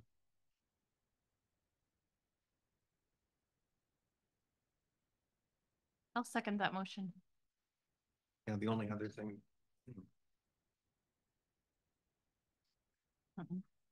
well, there were samples even in this week's Elk Rapids News. I thought that it didn't include a special assessment, but I thought that it laid out what's required of that public hearing notice. Okay. So for a budget. All in favor? Aye. Aye. Aye. Motion carried. So on to the master plan approval resolution. Randy. Okay. So as I mentioned earlier, the Planning Commission met last week. They did have their public hearing on the master plan and approved it. However, as I mentioned, I think prior meetings and even at the beginning, there's an action that the township board needs to take, and that has to do with whether it wants to retain the ability or authority to approve a master plan. There was a similar resolution passed in 2008 that was produced several months ago, although after looking at it closely, we realized it predated the current Planning Act. In other words, it was done under the old planning statutes. And so it's similar to what we have now, but not exactly. So the township board needs to readopt a resolution as to whether or not it wishes to retain authority of adopting a master plan or not. When looking at some adjacent communities, you'll find some of them do, some of them don't. Mentioned Acme, East Bay, and Traverse City leave that authority up to the planning commissions, whereas Elk Rapids, Garfield, their townships, the township board. As mentioned, the hearing was held on February 5th. There were no changes essentially. The planning commission acted to adopt it. So what you have in your packet is both the old resolution from 2008 and a new one that I prepared with the help of the township attorney. It does leave open the question of whether or not you want to have authority to review or approve the master plan as a final step. If you do, that means it comes back to the township board next meeting with any edits or changes you want to make. Otherwise, if you decide not to, then it stays, it'd be approved now. So have they actually taken any action on it yet as far as? They did, they approved it. So if we make this motion, they don't have to do anything else. Right. Right. If you wanted to review it and had edits, you'd send it back to them and they'd redo the motion. I think it's, well, if I can go first, but I think it's on us to review it and give our input. And I have, before I was even a board member actually, but and so I think we have as a board plenty of opportunity to give our opinion on the process. And I would rather defer personally to the planning commission. I mean, we appoint these people, we empower them to do this work. And I think that the responsibility of this should be on them. And I think that I don't think that we as a board need to then approve their work. I'm comfortable that they approve it. And as long as we're getting ample opportunity to, like the public, we get as much, actually, we get the same opportunity as the public gets.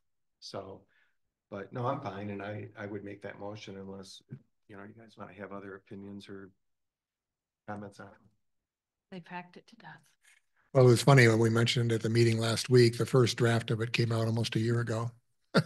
And that's part of that, just the way the planning statute's written. It allows for a lot of steps to go through in terms of circulating it to adjacent jurisdictions and putting it on. And so unfortunately, it's kind of anticlimactic sometimes when you get it done because everyone's been looking at it for a long time. Well, and it's 5 years late. It is. It's overdue. I would say now therefore be it resolved that the Whitewater Township Board hereby does not assert final authority to accept or reject the Whitewater Township Master Plan and subsequent amendments. Resolution number 0802 is hereby repealed. Are you including the new resolution number in your motion? In the one that I've seen. It's at the top there. Oh, is it? Yeah, 2501. 25-01. At the end, resolution 8.2 hereby repealed and replaced with the resolution, whatever you just said. 2501. 2501. I still don't see it. It's at the very top of the page. Right. The heading. Oh, I see. Okay.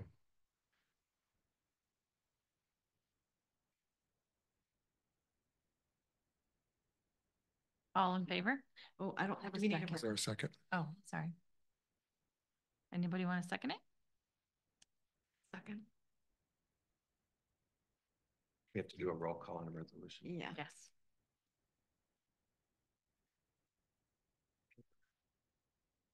Milnick. Yes. Kester. Yes. Self, yes. Aaron's. Yes. Resolution is carried.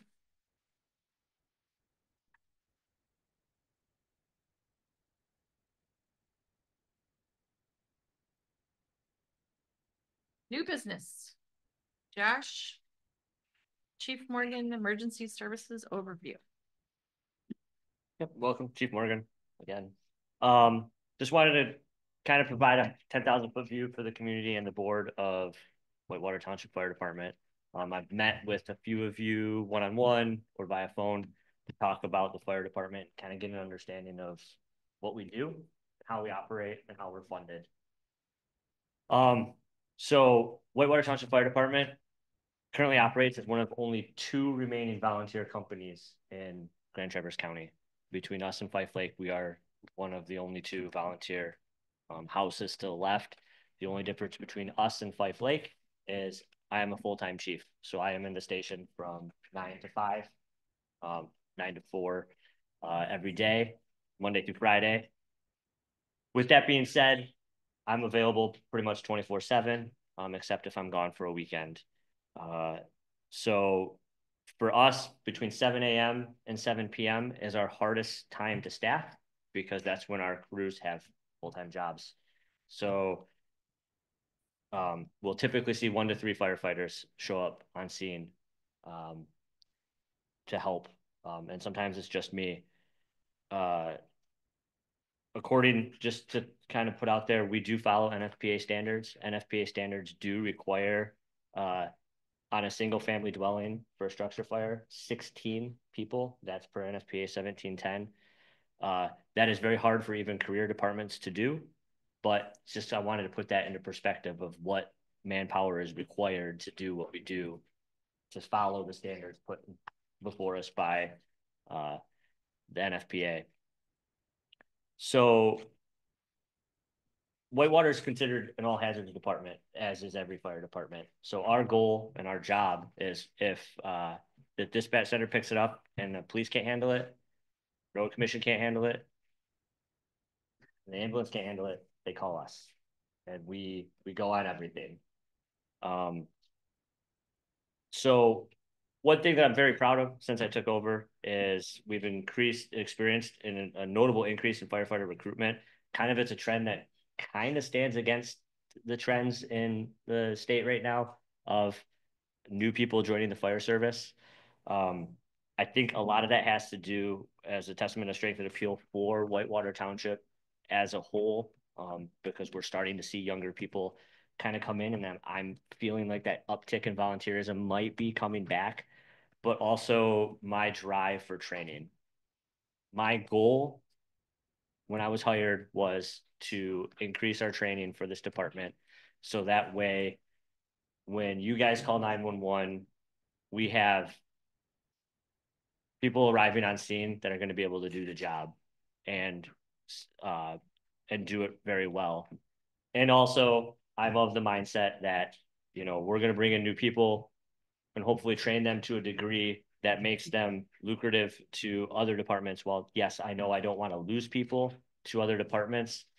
As I've said 1,000 times, and if anybody's talked to me before, I did this in the wine industry. When I trained a new winemaker, I was very proud to see them move on and do successful things elsewhere. And that in turn brought more people into our organization because they saw what we were doing.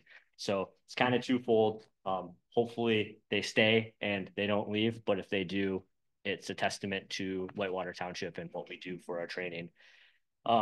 We're funded, the fire department is anyways, through a special assessment district. The special assessment district was voted on in 1974-ish, 5. What a special assessment is it can, the board, with discussion with me, and we're talking about a budget, can levy up to whatever we need for operating. We are very fiscally responsible with your tax dollars, and we're never going to levy more than we ever need to. We try to keep it and operate the department, I want to say, as lean as possible.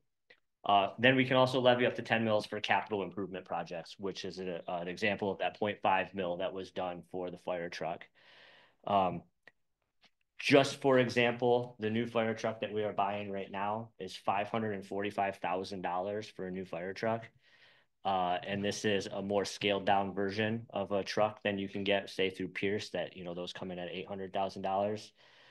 NFPA requires that we replace our trucks every 20 years to be compliant. So imagine in 20 years, we're gonna have to replace this truck and the cost of that truck in 20 years. So I'm working with the board to kind of develop a good capital improvement project plan so that we're always tucking a little money away every year. So that way, when we get to those bigger purchases, we're not having to come to the taxpayers and say, hey, we need this amount of money right now. We can be responsible and say, we have the money aside and we can do it then. With that, just kind of as an example, and some of these numbers are from 2021. It's sometimes very difficult to find millage rates for townships. Acme Township operates off of 3.4 mils. Blair operates off of 2.5. Peninsula operates off of 2, and we traditionally have been operating off of 1 mil. So we're at the bottom of the list essentially when you look at what the townships around us are doing. Obviously, scale, different population bases. We have the smallest population base out of all of those townships, but it doesn't mean the job's any different. It still requires the same amount of work. When we get into the ambulance, I kind of, the ambulance is a 1.5 mil assessed, voted on. That's actually it's going to expire in December of this year, but we don't have to vote on it until 2026 by the November election. That is a 1.5 mil, but it's reduced to 1.4 and change. 1.432. That's a pretty easy number to remember through the rollback. And that funds MMR. So the way it works right now is mobile medical response is based out of our station from 7 p.m. till 7 a.m. We split that service with Acme Township. So at 7 a.m., typically, they go down to Acme, and then they sit there and respond into our township from Acme Township. We don't go on any medical runs as a fire department. I'm going to put an asterisk next to that because I listen to the radio all day long and pretty much until I go to bed at 10 p.m., much to my wife's not pleasure. But if a call goes out and it sounds like MMR is on another call or they're going to need more hands, I self-dispatch and I will go. Or if it's a CPR in progress call, GT911 will dispatch us out for it. We are, even though I said earlier, we're all EMTBs, our licensure level is medical first responder. And because of our med control authority, we can only ever be medical first responder unless we started staffing our station. Because if you go to the EMTB licensure, we have to then respond to all calls, regardless of priority 1 to priority 3, the lift assist to the cardiac event. So right now, I just listen up and I will go and I'll usually shoot out a group text to my guys and gals and say, I got this one. Like, don't worry about it. But that's just kind of how the ambulance service is operated. It is coming out of Acme during the day. It is here at night. So that's that. But like I said, we have a good roster. We have 15 people. Of those 15, 9 of them are EMT basics, 2 are paramedics. I have 3 only firefighters that I'm encouraging to become basics, but they're the old timers that have been around for a while. So it's might not be a battle I'm going to win. I'll just let them stay where they're at. Yeah, that's kind of what our department is. That's the 10,000-foot view. Ask a question right here while we were just on it. So from 7 a.m. to 7 p.m., since they're stationed in Acme, how many minutes are added to a response time on average? So if they're going, let's take our furthest point out on Baggs Road or to Tippett. I'll take an average. An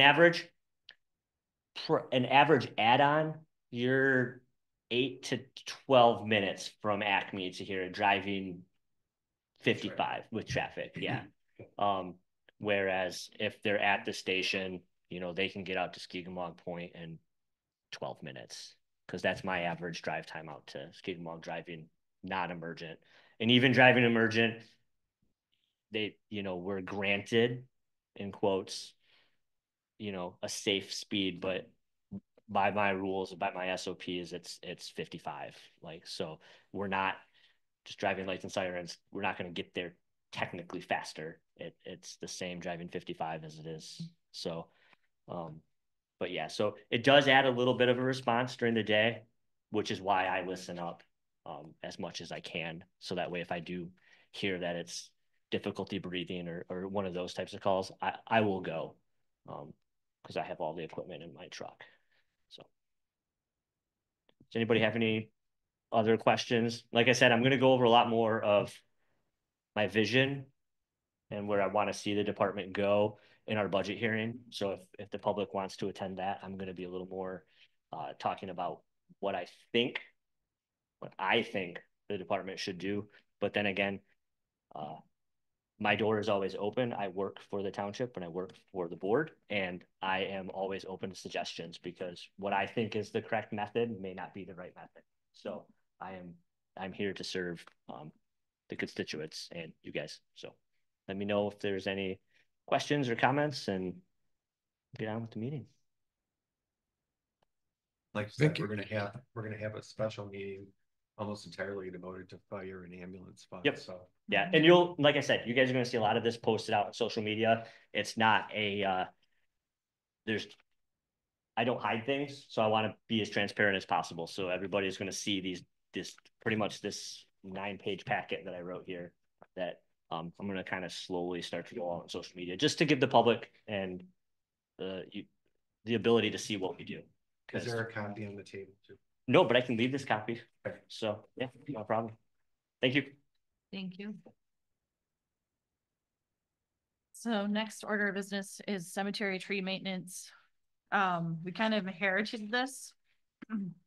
We've had to have emergency tree service of fallen trees and debris after storms at the Cedar Rapids Cemetery, which is on Old 72. But this, I would like to make a motion that we have a specialized arborist come to our Circle Hill Cemetery. He has already had previously done a proposal for us about trimming the canopy and trimming trees that need to be done right now, like in February, so that we do not harm the trees. As he says, there's 4 monster oaks that are like basically historic trees there too that need to be taken care of, and we don't want to, stress them out kind of thing. There has been money already budgeted for this. And then I guess because it's a professional service and that we don't have much people to choose from in our area, as a specialized arborist, and he's already done work for us before in the past, I'd like to pick this partial Matthew Harrell. So questions on any of that? No, just a comment that I think when I was talking with the fire chief about this, he indicated too that driving through in a truck, the branches hit your vehicle, and yeah, so it's time overdue. Yeah, and we don't want oak wilt, so that's only the first one. That's not an ash. Oh, right, yeah, right, yeah. Yeah, and I know that oak wilt is a big problem. Yeah, and I've seen it in action, and he just wanted to make sure to mention the cost is because he has to go around all these headstones and not hurt anything, so that's going to be a job in itself. Just have one question. It says there was emergency work performed earlier for about $4,500. Yeah, so when there was a storm, he did work in the other cemetery. Oh, the other one. Mm-hmm. There's 2 cemeteries and they're quite large. But the other one, he didn't identify anything. No. He took care of it all then. Yeah. Okay. All right. I don't have any problems about using partial tree service. They're good.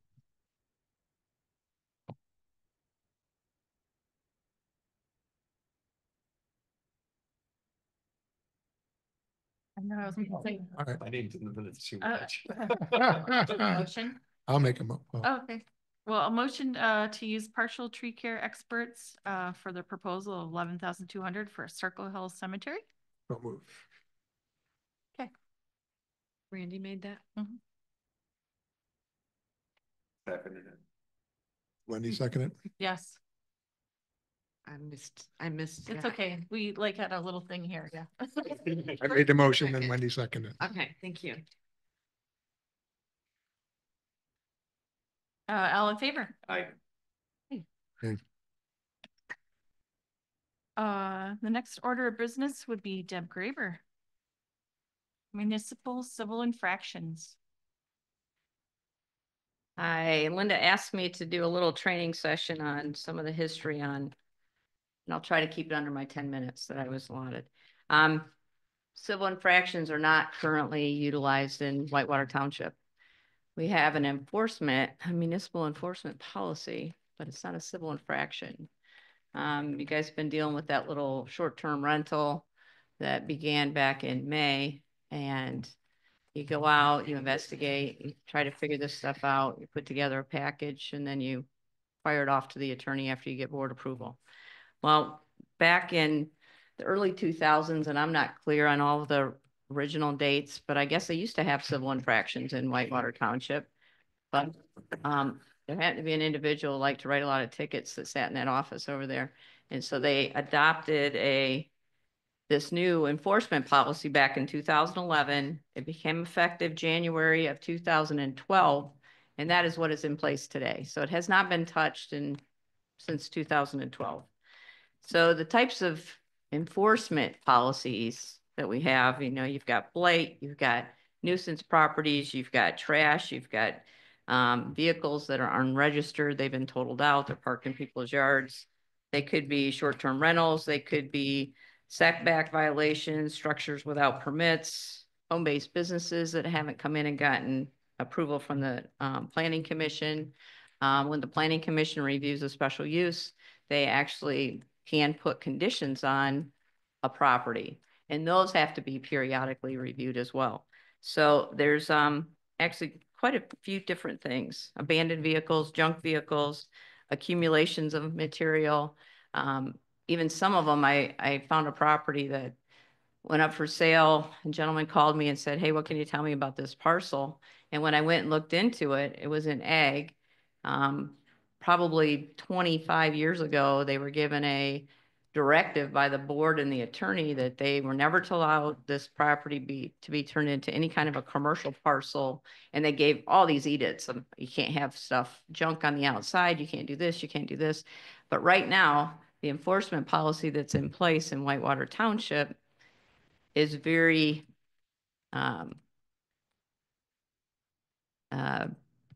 cost prohibitive in my mind, because you're encumbering the entire process with a lot of attorney fees.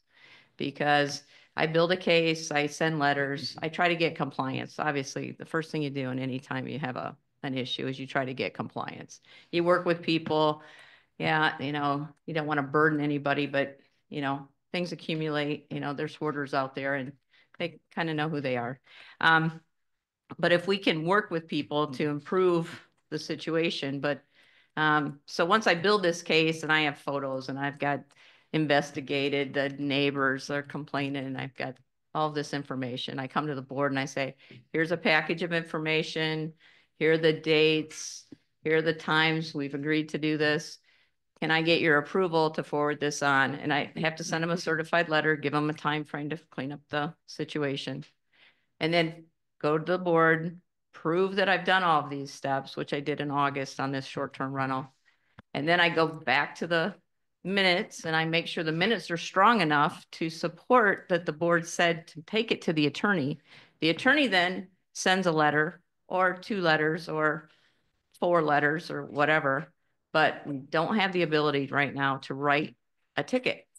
Just write a municipal civil infraction and say, you're in violation of our zoning ordinance. You're in violation of our general ordinance. You're in violation of our nuisance ordinance.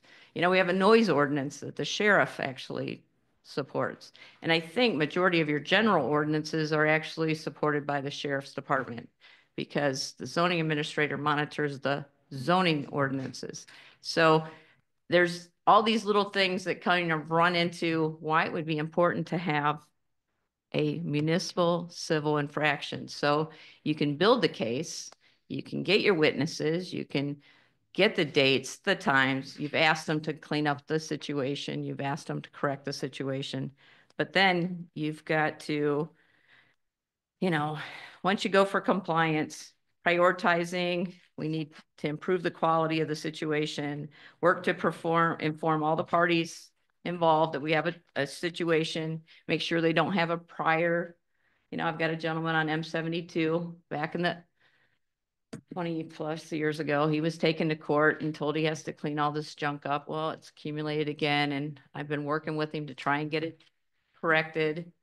And it's a long process, but when you can actually write someone a ticket and say, here's a fine, or here's a written warning, and then I'm going to write you a ticket, and then I'm going to write you a ticket, and you're going to go before a judge, and you're going to explain to the judge why you are not correcting or why you're violating the zoning ordinance, and let them prove it to a judge. And the judge is going to give them a judgment or dismiss it, or a default judgment if they don't show up in court. It's something I can go to court and do. Attorney can go with me to do it, but getting the attorneys that we have down in Lansing involved in every single situation just seems very expensive. And I don't know if, I haven't seen any of the legal costs that have come through yet, but if we can educate the public that this is where we're headed, you know, we need to go to a civil infraction, and if you're in violation, we'll work with you. But you know what, after 2-3 months, you know, you're going to get a ticket. And if you get a second ticket, you may end up in front of a judge to explain this. So if we can just kind of work toward educating the public, cleaning up our community. I mean, it's better for our property values. It's better for the neighbors. It's a win-win all the way around. So I've checked around to various communities around here. I've gone looking for a really good municipal civil infraction policy, and I have yet to find a really good one. I've got information. I pulled a ton of it for Linda when I met with her a couple weeks ago on, you know, the state puts out a lot of information, you know, conduct a thorough investigation, have photographs, send written notice to the property owner, completely and accurately fill out the citation, you know, have lots of photographs, make sure the citation is properly served on the property owner.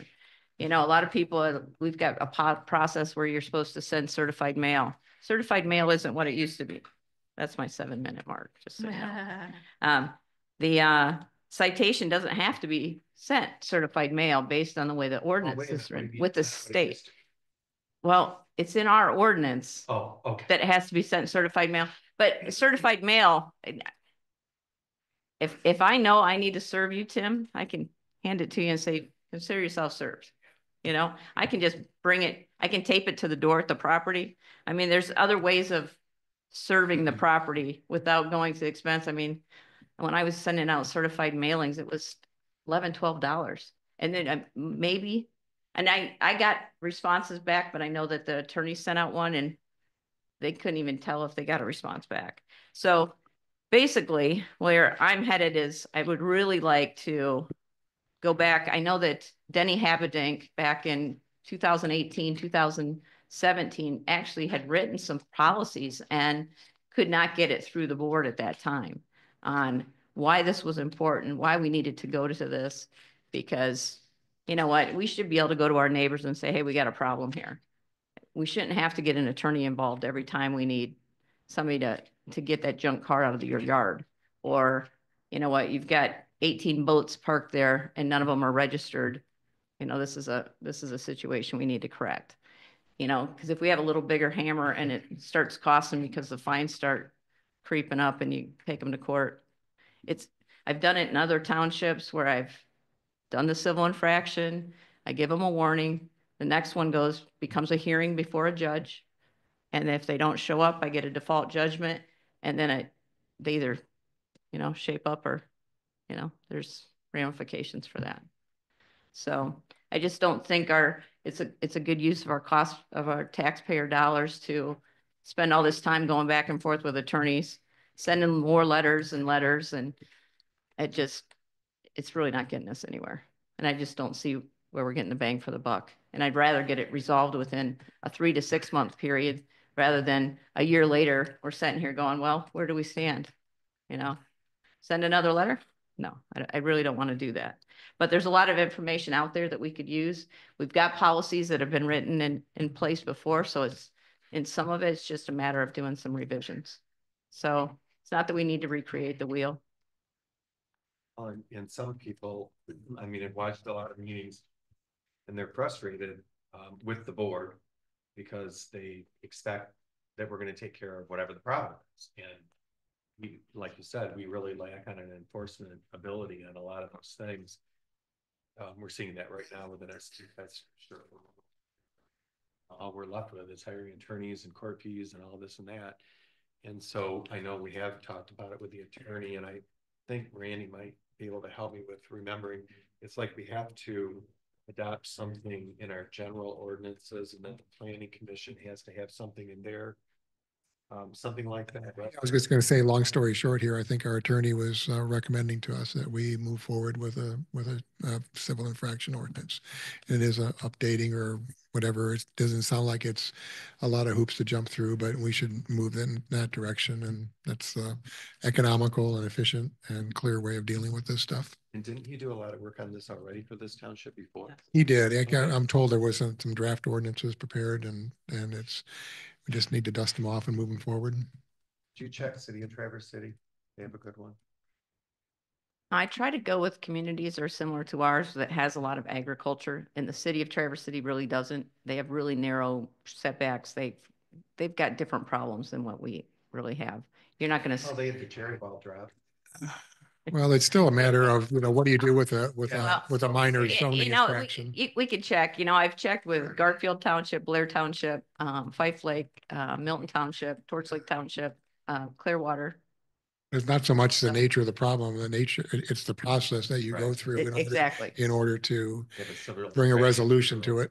And a lot of communities have ordinance enforcement officers. That's all they do is go and look for problems. I mean, I see problems, but I just think it's something we can address pretty promptly and keep it more in-house rather than having to send it out to an attorney to send a letter. Our attorney even got back to me and said, "Oh, Deb, do you want me to send him a ticket?" And I'm like, our policy doesn't allow for us to write a ticket. So. How many problems do we have right now with that have to go to an attorney? I know of one. Oh, well, I've got a list, and I haven't pursued them because of the fact I don't want to run up attorney fees, and I could probably name 15.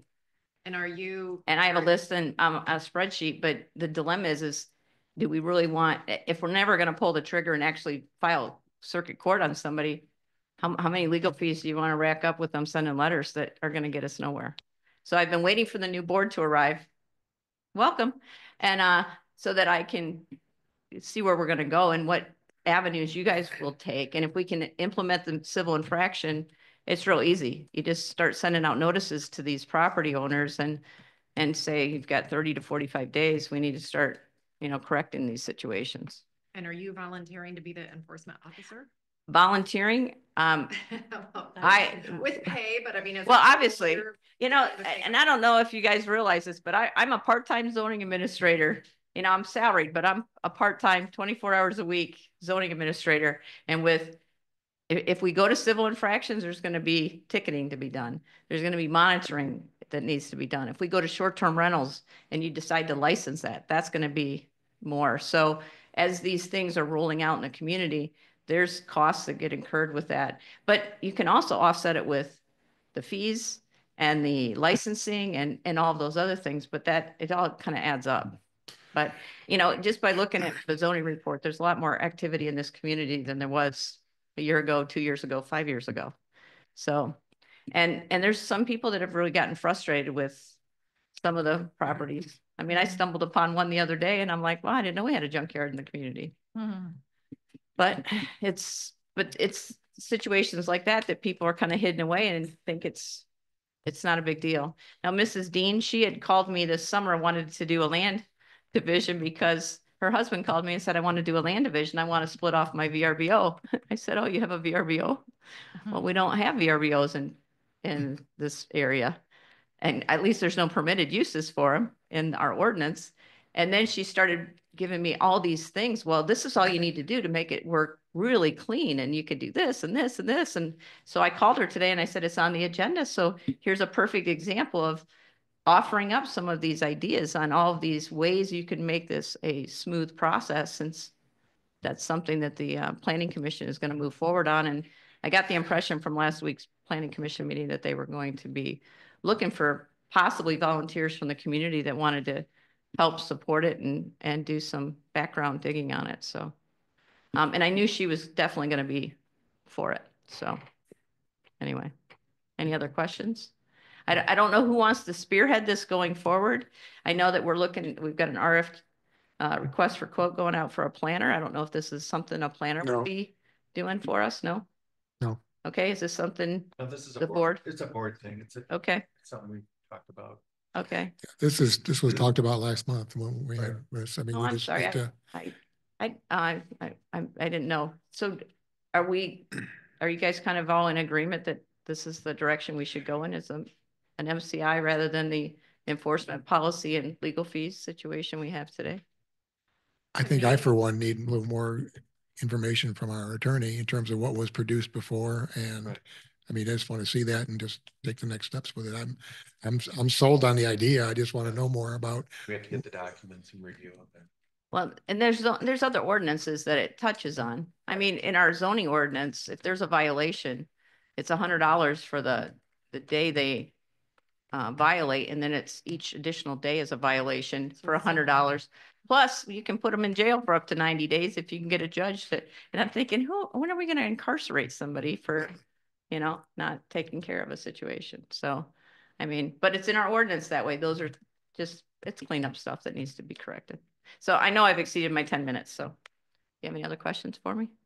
No, I just wanted to comment that I just feel like we have so many problems with our general ordinances right now that we're kind of putting the cart before the horse. I'm not against having an enforcement officer or going down this path, but I think that we have a lot of work to do on our general ordinance to even make sense of it. And what are we enforcing? Like, we don't even have it clear. But you do have zoning ordinances that are in place today, even though a lot of them say draft yet, but they're in place today that you have to, that you should enforce as written. Yeah. And it's not, they say, well, we're going to fix this first because we actually need to get it. They all need to be addressed. And until you repeal something or you amend something, the ordinances that are in place are the ordinances of the township. And that's kind of the law of the land. So out of the 15 people that you have that could potentially go to the attorney for information, how many of those are zoning and how many of those are? Oh, almost all of them are zoning. Almost all are zoning. Because I don't really get into policing your general ordinances. I mean, it's just not. So they're not really to do with noise or garbage? Noise goes to the sheriff's department. Okay. Trash is a blight. That's a nuisance. That's a nuisance per se. That's a zoning ordinance. Okay. So it's knowing the difference between a police power general ordinance and knowing what your zoning ordinances are. So when you live in a zone community, there's certain things you expect in a zone community. Like that your neighbor's not gonna, build something on the setback and be right next door to you, or, put something really ugly over there. They can, but they still have to meet. Dogs barking, that's still a noise thing. Yep.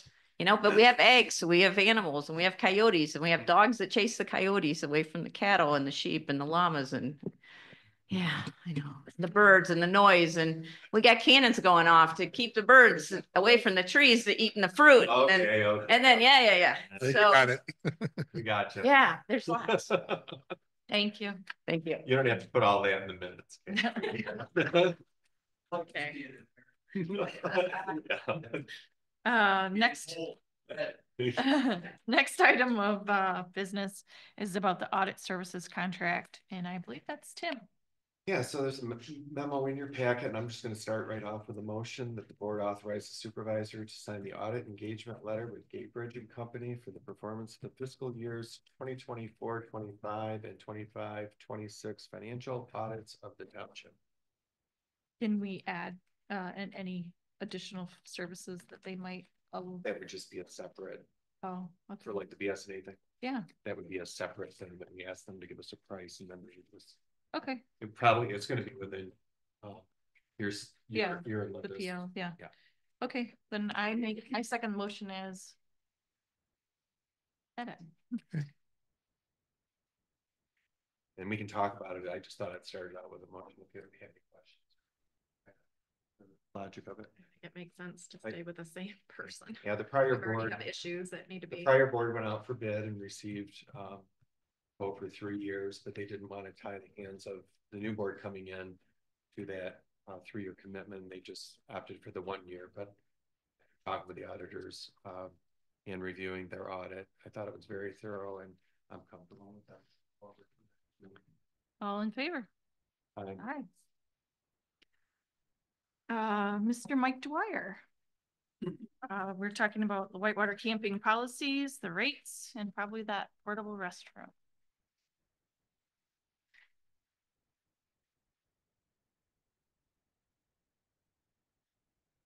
Not sure what you actually want to start with. The order of the packet is seasonal camper change. Okay. So we should start there. It has its own motion. Okay. You've seen the emails, right? So yeah, the memos was sent out. And I think hearing some of the comments from Zoom and the emails sent, I want to cover a few things real quick here. Maybe I can clear up some misinformation, maybe not misinformation, but maybe make it a little more clear. The park succeeds long-term by adding new customers. We're in a unique position with the state park closing this summer, for most of the summer. A large camping base likely will come out of that and into Whitewater Township. By blocking out sites that we have always designated for seasonals during our primetime camping season, this will greatly restrict our opportunity to attract new campers, which is vital to our long-term success.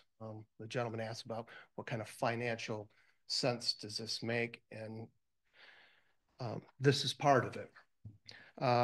This is a rare opportunity for us. We're not going to have this opportunity again, another major campground in the area closing down and sending us their business. The sites that seasonal campers occupy are some of the better sites. And we are proposing some premium sites and another order of business. And the sites that typically are occupied by seasonal campers are in that considered premium site. It's due to their larger size and overall desirability. Most of the seasonal sites are the better sites, not including the Lakeview or the Ridgeview, but some of the sites that almost nearly all the sites that they occupy are larger sites that could accommodate much bigger rigs. Just overall, the surface area is much bigger. Questions that sometimes I hear or when I've talked with people is, what if we just charge the seasonals more for their stay? And the answer is we could. There'd be, however, at least $1,000 yearly increase for them just to make up for what we're going to making their sites premium sites and selling them on a nightly basis, as opposed to letting them buy it as a flat rate. And next question, what would be wrong with that? As it is, we're not able to offer the amenities that are normally associated with that kind of price structure. So as it is, we don't offer water hookup to the sites. We don't have sewer hookup. We have no Wi-Fi. We don't have a laundry facility and only 30 amp electricity. This was acceptable to them when their price was at a reasonable rate for them. I started 2 years ago when one of the first price increases for them happened. And I heard all these things from them, and I wasn't even in any kind of management at that point. They would approach me and tell me how they felt about not having these kind of hookups and paying more money. So charging them more money, another $1,000, I think we're going to end up with some unhappy campers if we go ahead and we allow them to come back and charge them for what we need to get for these sites. Another question, and this was brought up by the gal that called in, and I don't know if it's a question, but one of the things they say is that during the midweek, like Tuesday, Wednesday, Thursday, the park's not full. Wouldn't we be losing, at this point, it's 22 to 25% guaranteed site sales. That's what they take of our park. By not having seasonals already booked there. And that's a reasonable question. My answer is perhaps, but the sites they occupy can be considered premium sites due to their desirability. Our other premium sites, the Ridge, the Lakeview sites, even during the slow weekdays, are booked up. We sell those out. So yeah, there are sites that are open during the park during the slow week, but the premium sites aren't go up for sale and they sell.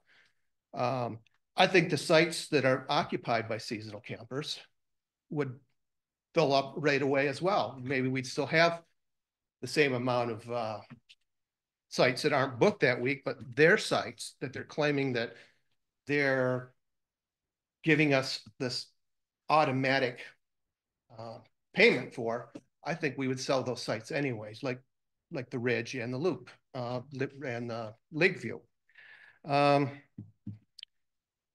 And essentially, seasonal campers are living here. This is their home. And because it's home, not just an overnight stay, they have different needs and different expectations than nightly campers do. And I completely understand that. I think a price increase that'd be needed to continue seasonal campers would make for unhappy campers. If they come back and have to pay another increase, I already know from their increase 2 years ago, even last year, they were talking to me about it and how unhappy they were about it. Any chance they could get my ear. We really strive for happy campers. I'd rather have happy campers in our park any day of the week.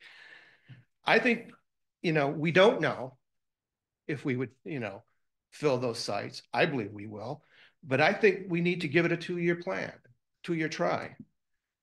If the trend's down, that yes, we're starting to lose some sales because we didn't book their 22 to 25% spots, then we can bring back seasonal camping. But I think what we need to do is at least give it a 2-year shot at that and see what we can come up with. Does anybody have any questions? Yeah.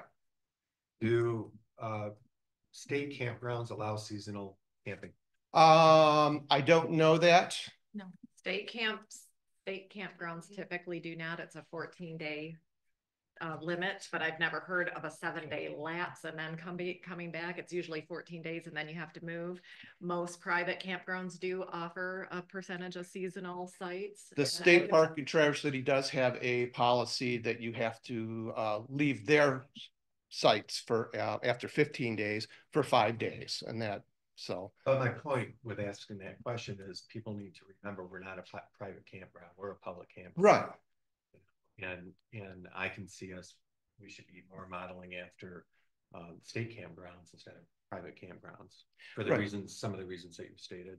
Well, it's I agree with all the reasons you stated, but it's kind of been like I don't hate to say it's like a private club that the same batch of the same group of people who have been coming here for 25 years have been on a private list with previous board members and have, and they're always the ones that come here and doesn't give opportunity for, say, someone, Whitewater Township to take that 100-foot deep site that, they got a big rig and they want to come and pull in here, and site 49, it's 100 feet, goes back 100 feet. And I've heard as well that, I don't think it was from you, I think it was maybe from another ranger, that people get frustrated when they, would go through and there'd be a camper on a site, maybe even a week at a time, and nobody's there. They just reserved it, but they're paying for it, but nobody's enjoying the site. There's not a camper. There are seasonals that do that will book for the whole weekend and then, or for the whole summer, and then just come on the weekends. I'm just giving my point of view. I'm somebody that when we were raising our children, took advantage of seasonal campgrounds, not just at Elk Lake at Whitewater Township Park, but numerous campgrounds in the area because we had a farm and we had a business and we couldn't really go anywhere. Right. It was our way to make sure that our kids had a summer vacation, and we would spend a lot of time at the campground. We'd come home on, rainy days and do laundry and things like that. We actually started doing that because our very next door neighbor also ran several businesses, and they did that year after year with a bunch of their friends as well that they were business owners in town. None of us could leave. We can't really go on vacations when you have animals and businesses. So it was just a really big benefit to a lot of different people in the township. It is. It's a privilege to be able to do that. And I don't necessarily agree that it should be the same people coming back year after year. I know that when we did it was, quite a while ago, it was first come, first serve, and they told you the day and the time that they were going to open for reservations, and you better be on your computer and on the phone and ready to make that reservation. Right. If it was first come, first serve, and I think that's the way it should be. It shouldn't be, the same people every single year guaranteed to get in. We tried to do a lottery system last year. I wasn't in charge of any of that. I was still just a standard employee at the time. And that didn't work out as well as I think we would like. It should be first come, first serve, And, whoever's on the phone and on the computer. But and then the other problem we had with that was the people that were used to coming here every year would book our rules at that time, as they stand now before they get amended, that if you stay for 2 weeks, you got to change your site. So we had people booking at the beginning of the year that were seasonals, but didn't get pulled for the lottery last year, that were booking the whole entire summer, moving back and forth between 2 sites. And in the meantime, because they didn't get chosen in the lottery, they weren't happy campers. And they kind of let us know that throughout the summer. As far as you saying, you growing up, being able to do seasonal camping and it was great for your family, this is a small campground. I'd like to see a lot of families being able to come and enjoy maybe a weekend or maybe a week here. As it is right now, we're setting aside, 25% of our sites for people. And it'd be nice our experience was that Sunday through Thursday, it was vacant. And it was the seasonal people keeping the campground afloat. And that's the way it is in most hotels. I was in the hospitality industry for many years. And we longed for that base customer that did long stays. This is our slow period is Tuesday through Thursday, Tuesday, Wednesday, and Thursday. And like I said previous, the sites that they take are larger, more premium sites. And we at least need to try this. And this is our best opportunity to do this when the state park is closing down and we have a chance to actually get new people into our park to see what we have. It's like if we sell in candy bars and we claim we have 55 different flavors, but really we only have 37 because we pull out all the good flavors to give to somebody else. We don't have very good selection. There's some good flavors, but you might get an almond joy. I like. So let me ask a question about the subleasing of campsites. It says that was mentioned earlier. Is that happening out there a lot? Is that? No. So this seasonal people that may be there all summer are not subleasing it out to others? No, they're mostly there, and or they're time to time one will leave for a week and say my daughter's going to come and stay there while we're gone, and that's not a problem. Okay. But it's not not somebody locking down a site for the whole summer and then renting it out or something like a short-term rental for campers. But one of my concerns I want to get back to is, what we got to charge, really, what we can make for that site, what we need to charge them, and what they're willing to pay. And I think that they will be willing to pay for it, but they're not going to be happy about it. And it's like, you say, well, so what? Well, it's like a Big Mac being $15, It sounds like a really good time to expand our campground. Well, that's kind of the point I'm trying to make. And I know that the people that have been coming here for years and years are they're not happy about this, and they want to have grandfathered in that they get an extra year, but this is our chance to bring new people into our campground, to see what we're all about. And, you know, I think we just need to rip the Band-Aid off, and it will be painful. And so Mike, though, to that point, that was going to be my question. I hadn't actually thought about that when I was, you know, talking about this and reviewing the packet, is that they've been used to this for however long they keep coming here or whatever, but you know, there was no notice. It's just going to be now. Not official notice. Actually, they were, word got around the campground last summer. And so they were actually approaching me all summer long asking about it. And I didn't know. I'm not sure how word got around. It wasn't, I think I had a conversation with maybe another board member from the previous board. Maybe another ranger overheard us talking, and at some point somebody mentioned something and it just went like wildfire. They knew this was coming. They were talking to me all summer long about, you know, that they think that they should know a year ahead of time, that they are privileged, that this is what they've done. They deserve it because they've been doing it every year. It's a privilege and not a right. And I feel for them, but they still have, you know, 4 or 5 months to figure this out. And worst case, they got to go to some different places. You know, I'm sorry. I don't want to sound cold and callous, but, you know. I think most people start taking reservations though. Yeah, 6 months. Sites, like, wait, I mean, those are going to be long gone Sure. right now. Sure. They're not going to have any place to go.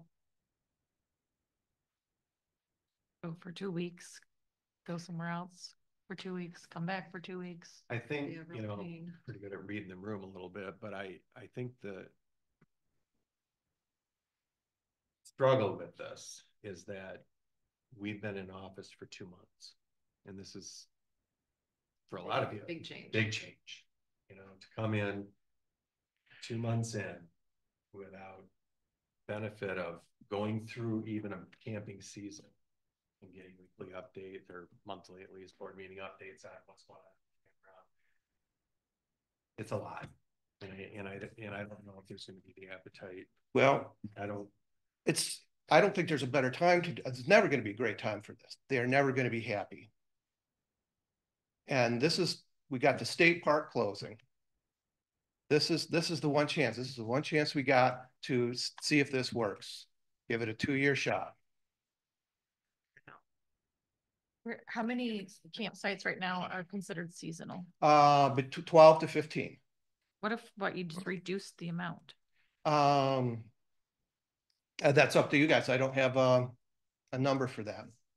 So when you say 12 to 15, I mean, isn't there a specific number? I mean, My understanding is there was 12 and then they added 3 more. And so that was some designation that was made in the past? As far as I know, I wasn't part of any of that. Unless they've changed where the seasonal sites are. The seasonal sites, when we stayed there, were all in the back of the campground. They might have been bigger sites, but I certainly would not call them premium. I mean, the ridge. Well, these people have picked these sites and they're their sites. There's a couple that says, we've been on this site for this many years. We had our favorite spot too. And if they don't get that site, we'll hear about it. Yeah. Well, that shouldn't be a guarantee. Well, no one owns the site. Yeah, they don't own it, and you know, it should be first come, first served basis. Right. I don't think there should be a lottery, and I don't think it should be automatically given to Well, people. if that's the case, I would recommend that we, if that's the route that you want to go, is open it up April 1st, first come, first serve. Oh, it used to be. But I think though I didn't anticipate this, so I didn't come up with a price for them. So at this point, the price that they were paying, I don't think is reasonable, because those were sites that we can get premium dollars for. So they had to pay a reduced rate for the They were, at one point, they were paying less, my understanding is less than what a nightly rate would be. And then 2 years ago, that was brought up to about the equivalent of what a nightly fee would be. And so just to do that with the proposal that I'm making to increase the fees, they would need to pay an extra $1,000 for their site for the season. Right, but then that's what it is. Well, Do weekday, weekend rates, like weekday rates versus weekend rates? we just have flat rate. We have on season and off season, but But you're proposing that, yeah. But He's. like you know, there goes the question again. You know, like what's wrong with that? And I kind of answered that is we can't offer the amenities that coincide typically with that kind of price structure. You know, it's like, it's like saying, what's wrong with paying $15 for a Big Mac if people are going to buy it? Well, people aren't going to, there will be people are going to buy it, but they're not going to be happy. That's their choice. I mean, they know, they know it's there. Well, and it gets put back onto the park staff. I know, but just a second. So we're proposing a change in the price structure, the next agenda item or whatever, right? That's just the price, and we're doing that knowing the facilities that we're offering. Okay. And I went through the list of comparables that you did, and thank you for that. And we are deficient mainly in the water service. Water, yep. You know, but you know, seems to me like if last year you made the rate, there was parity to it, and they were willing to pay it last year. I don't know why, if we're going to adjust the rates this year, then that's the rate, and they choose to be a seasonal. And it's not up to us to sit here and say they're not going to want to afford it. If they want to afford it, they're going to afford it, right? But if the rate's the rate, then they're going to do it. I don't know. Well, the other thing which I brought up is, and I say jokingly, but I'm serious too, is about having happy campers in the park. Right. As it stands right now, you guys voting this opposite way, we've now kicked the bee's nest. And there's a group of about 5 of them that are going to come in and make the whole park miserable, the whole staff miserable. And it's time for a redo. Well, that's kind of what it is. I'm trying not to say that. I'm trying to keep it, but there's a group that have been felt that they've been owed first come, first serve every year. And they've been coming for years and years. And the previous board member had a private list, and they would call this particular person. So, and I'm trying real hard to not go down this road, but there's an entitlement that come from the seasonal campers. I really didn't want to bring that up tonight, and it's hard. I've been chased down, cornered in a bathroom by a seasonal, one that wants to come back this year because the rates went up and there were bugs on the windowsill. I left the bathroom. He followed me around the backside of the building and continued for about 15 minutes to go on about he had to pay more money now, that he just came from Canada. We didn't have this kind of, we had more amenities up there. We're not used to this. We got to pay this much more money. And again, this is not the presentation that I came here to make to you guys. But the fact is that's what it is. They're difficult people. I can't imagine that they would want to come back. No, they think they own the place. Well, you know, we got a lot of stuff to go, and we're in a half-hour timeline here. Right. Per board rules, 3.5 hours is our max without a motion. Yep. Right, 3 hours? 3 hours. 3. So, but anyway, I'm going to just throw the motion out there and see if it flies, but motion to approve discontinuation of 12 seasonal camping sites at Whitewater Township Park. I'll second it. I just have a question about the timing here. You mentioned when is the deadline, or how does the whole reservation system work? I mean, our reservations typically start April 1st at 8 a.m. online. My understanding is seasonals were pulled in January or February. That's when they would put their interest in towards a site. So we're really not that far off from what they were before anyways. Maybe we're 4 weeks farther along, but typically it was in, you know, January or February that they would put deposits down, or they would show their interest in taking the sites. In your next motion, it says, where did you get that language? Like from like state campgrounds or? Yes, I researched campgrounds, and so I wanted to know what they did about, because we have some other issues about, you know, you're talking about the 2-week stay, the break, that, you know, we live in a fantastic area up here, and what we charge per night here, it's so cheap for someone to decide they're going to come up here and live here for the summer. But as far as that, you know, motion goes, if it doesn't pass, I guess I would like to table my second motion until I can go through and redo the price structure. But I'm not prepared. Right, well, let's just deal with this motion. Yeah. Okay. All in favor? Aye. Aye. All opposed? One. I do a roll call now. Is there, Milnick. the motion is to discontinue the Yes. 12 months, yes. Myself, yes. Aaron's. Yes. And Kester. No.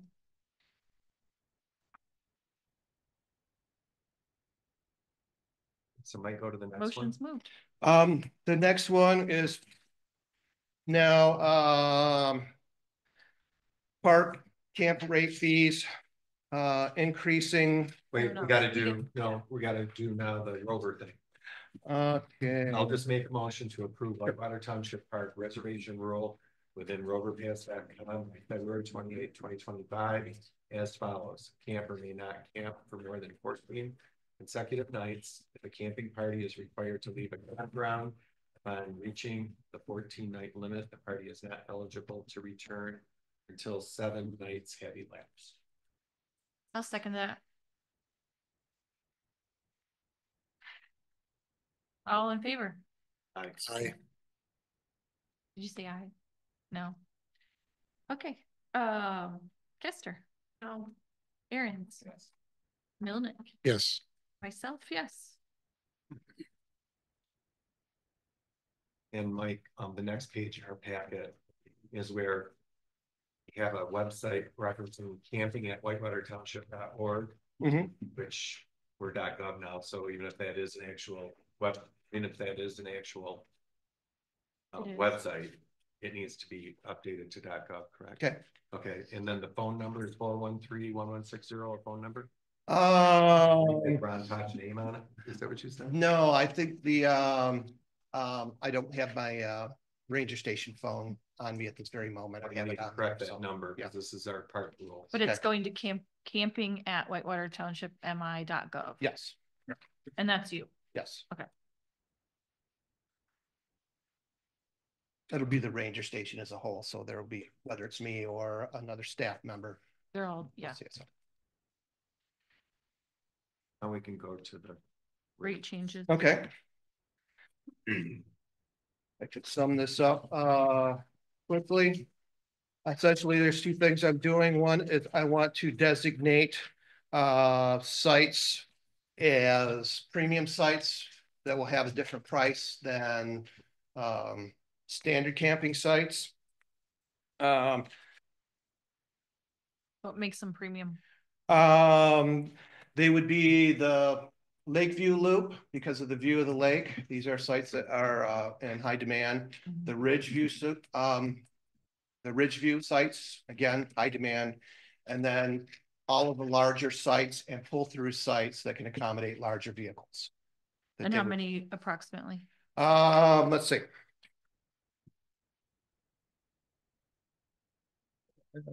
We didn't do the map, did we? No. There's a map. Well, I have a map. I'm sorry. Yeah. The Lakeview Loop would be all the sites there, 1 through 11, with the exception of 10. Being that's a smaller site, it's not wide, it's not very deep, and that would be, for me, I think it's one of the more disappointing sites because you book it thinking you're getting a lake view, and it doesn't fit a lot of, it'll fit some tents, but they have to move picnic tables, and it's on a slope. So how many? So That's 10. yeah, so there's 9 in that loop. 9 or 10. The ridge has. Could we name the sites so we know so where is it? I have them listed here. Sure. Or I just so they appear in the minutes somehow. Yep.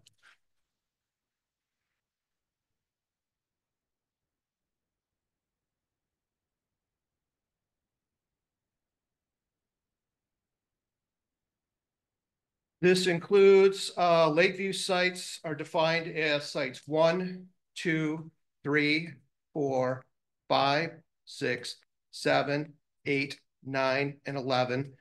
Site 10 will remain a standard rate site due to its size. Okay. Ridgeview sites, those are defined as sites 15, 16, 17, 18, 19. 13 and 14 will remain standard sites. They have no view. They're smaller sites just before the ridge. Premium sites defined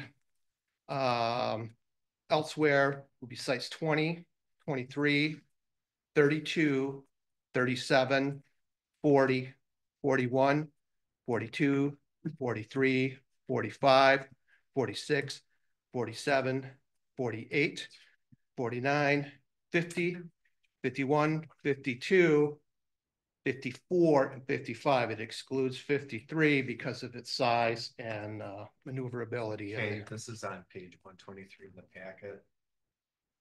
Just so you don't have to. Okay. Thanks. I don't recall seeing that. Under 25 camping rates. Like this.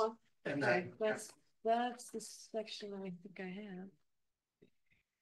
I have done. Dates. Yeah. So right there, this is defined. I just wanted to try to capture it as I was hearing it too. It doesn't have the site numbers, does it? It does. Yeah, those are the site numbers. On page 123. See it down. Yep. We're in the middle, camping rates. Yeah, the rates are there, but I don't see No, this. Does it talk about? Not there. Go up. No, I'm sorry, down. Go down again. Down a little bit more. Oh, you got to go down to 25. Yeah, I didn't see them in there either. It's in my packet. No. I don't. Oh, you have an old packet. You didn't get the updated one from Linda. That included it. Well, okay. Well, as long as we know specifically. She sent out an updated packet after. I thought I got that, but. Okay. So that would be the sites to go to a premium site. And those sites for premium off season would go from $39 to $55 per night. Peak season. Define your off and peak. Off season and on season are, let's see. It's in there somewhere. Yeah, my apologies. So off season is May 9th through June 11th. Peak season is June 12th through September 1st. And then the last part of the camping season is considered off season, and that would be from September 2nd to September 28th. Okay. And do mention that one of the justifications for the rate changes to not charge the quarters for the showers. That's in there. Actually, the rate increase includes $1 per night. The fee that I planned on was set plus $1. And so these are the fees that I'm giving you. And the reason for the higher sites is if you look at some of the comparisons, I think we're well within, market value. Going beyond that, maybe not, but I think easily. So you're getting rid of the coin showers. We're getting rid of the coin showers. So people will be happy about that. Yes, yeah. And actually the $1 a night per site gives us more fees for maintenance than the coin showers. When we figured the amount of propane that we bought last year, as opposed to what we took in for showers, it was almost a break even. So this would give the park an additional $3,000 to $4,000 based on last year's occupancy of revenue for maintenance of showers and purchase of propane and whatnot. And Ron Pop, we have the parts. Ron Pop's going to do all. He sent me an email today, and now that's in question. So, well, but at any rate, the people will. It's not like they're going to stay in the shower for a half hour. They're going to have to walk out of the shower to push the button to make it go again. So, yeah, it'll be like the idea right now is there's you push the button, goes for about 2.5 minutes, and then you got to step out and push it again. And I've been to like swimming pools that have been like that. And there will be the people that abuse it, but I think as a majority. Well, they'll get a little cold. So just to be clear though, so they're paying an extra $1 then for separately? Price increases. $1 was added to those. So what you see on there is included the $1. Oh, okay. All right. So you're not charging them separate for that? No. Okay. Okay. So I'm ready to make a motion here to accept the recommended camp rates for the 2025 season as described. Second. Sorry. We're having a separate meeting over here. All in favor of the rate changes? Aye. Aye. Aye.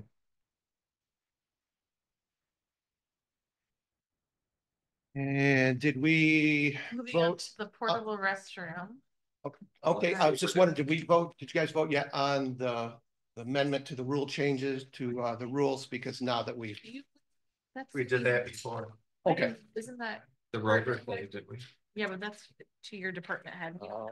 There's actually, I had a. No, I don't think that we need to vote. I mean, we just approved all that stuff. You need to make your rules. Okay. We just approved. Yeah. Okay. Next item. Then you were talking about the trailer. Can I just introduce it? Yes, please. So this kind of came up because there was, we all came on board, and I know this was approved by our board almost a year ago now. The unit was delivered. It has not been in service. I toured the park, talked to park staff, looking at the unit where it was intended to go, was where the restrooms have been demolished at this point. To me, in my visual, I didn't see how that was going to work with a handicap ramp with the doors facing toward the actual driveway.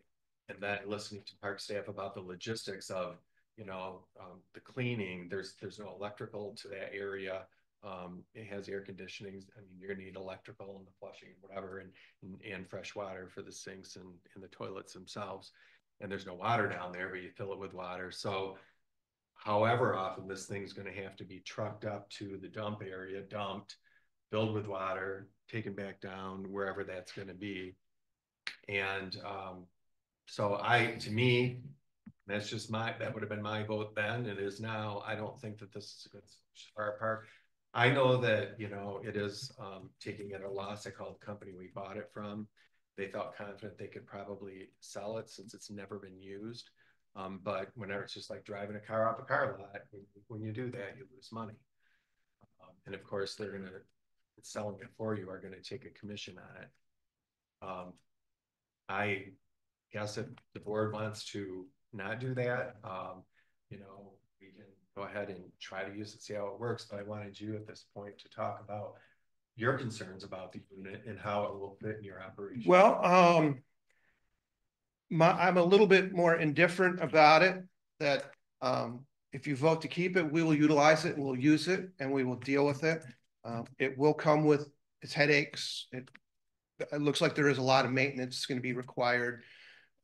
We spent 3 hours or more just winterizing it, getting the water out and getting glycol in, and we're going to have to, once we go to operate it, now we got to reverse that process. Then it's going to have to be filled with water. And it's just being stored outside right now. Right now it's stored outside. Yeah. So I'm indifferent. I'll be gladly will use it. If you're asking my opinion, I'm going to just kind of stay neutral on it. I'm okay with porta potties being put down there and someone else taking care of them, as opposed to us going and cleaning these bathrooms out 3 times a day. But we have the staff to do it, and we'll do it. But my thought too, and I know that, I believe if I'm remembering it right now, last year, we had 2 porta-johns down by the dock area. Yeah, actually, we had 3. We had 3. Yeah. Okay, so, and we pay $220 a month for those. And they come out, pump them weekly, weekly? Yeah, weekly, and then they clean them out. Yeah. And so when you're talking about a $60,000+ solution to eliminating the outhouses that were there that were a hazard, well, they weren't even safe to be in. But anyway, so those are gone. But I don't know that a $60,000+, this was the least cost solution.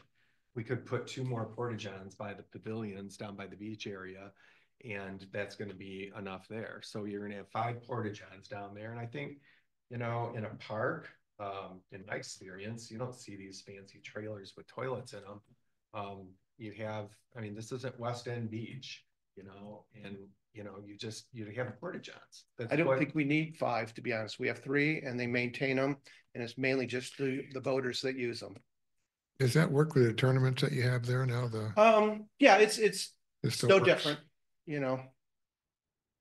I suppose I heard another comment that from one of the public comments that, well, that's a big loss. It's never been used. In my talks with the company, this is what they suggested listing it for. I could go back and just say that, we want to list it for what we bought it for, since we never used it. Our loss would be the $1,200 delivery charge, but we can try that and see. And then the delivery charge plus his commission was about what, $4,000 in that memo. So there's still going to be a loss, maybe not as much. So I could go back and ask them to list it for a higher amount. But what is the C2AE electrical quote? Was that part of this? I asked them about it and they never discussed with them. Wow. So we have more. Like what was the original plan? How were they supposed to use this with no water and no electricity? They were supposed to add it in the It's future. has a big water tank inside, so we'd have to take it and fill it up, and then it has a waste tank, so we'd have to take it somewhere. How do you move it? Up to a dump station. Well, it's on hydraulics. It's probably take about once we got good at it, we could probably move it in about an hour.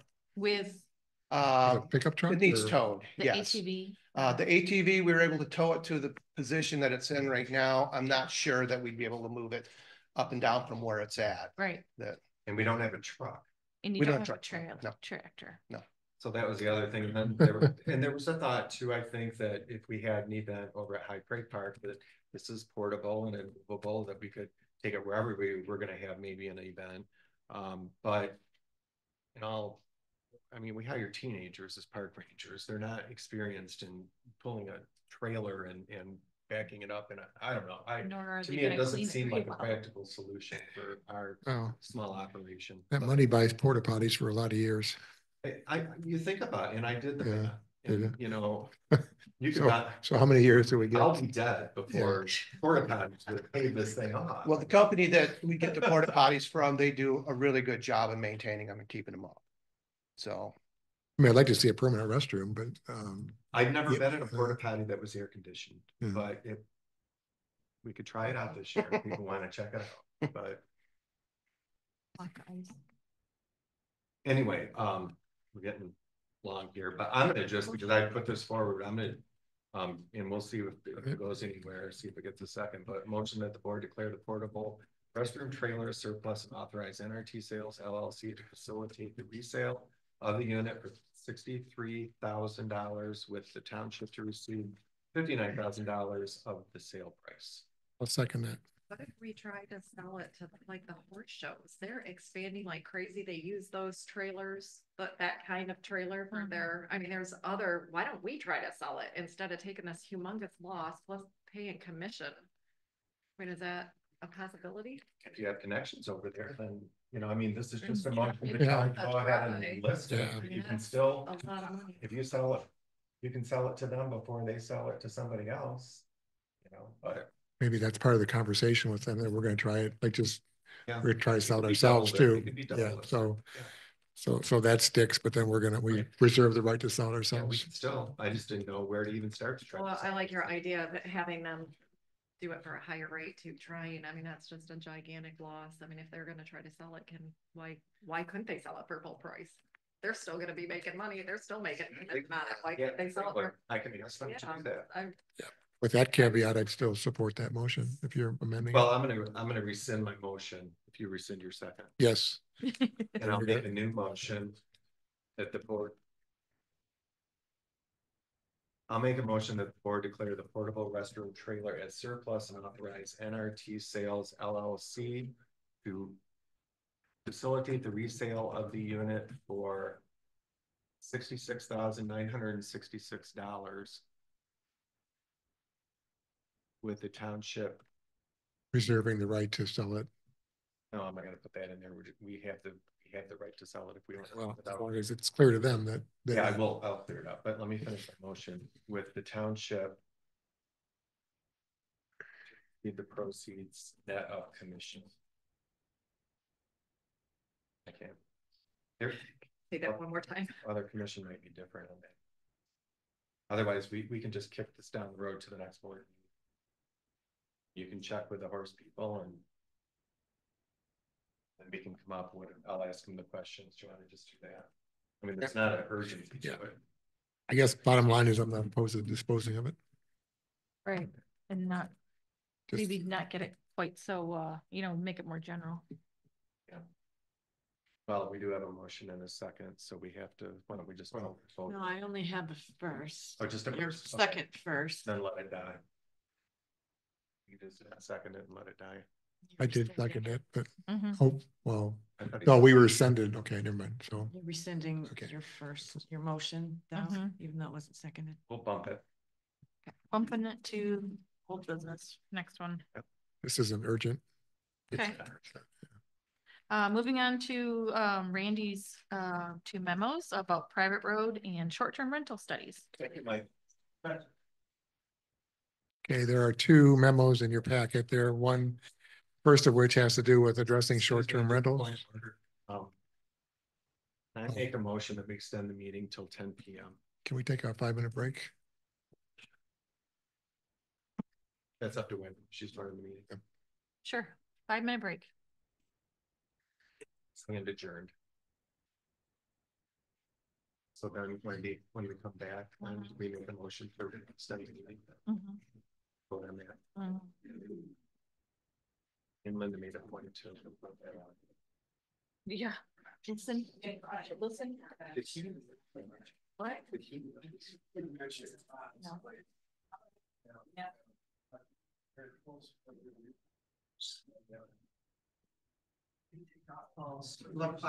Yes.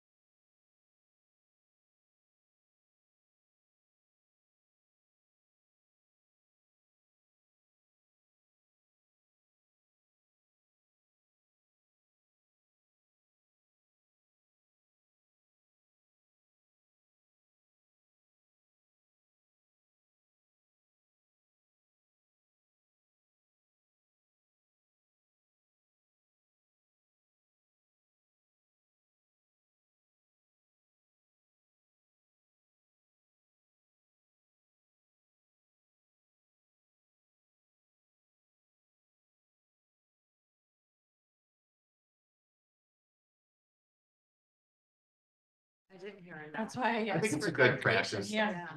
Okay, we're back live. Interesting, You anyway. gotta call us back to order. All right, calling back to order at 9:34.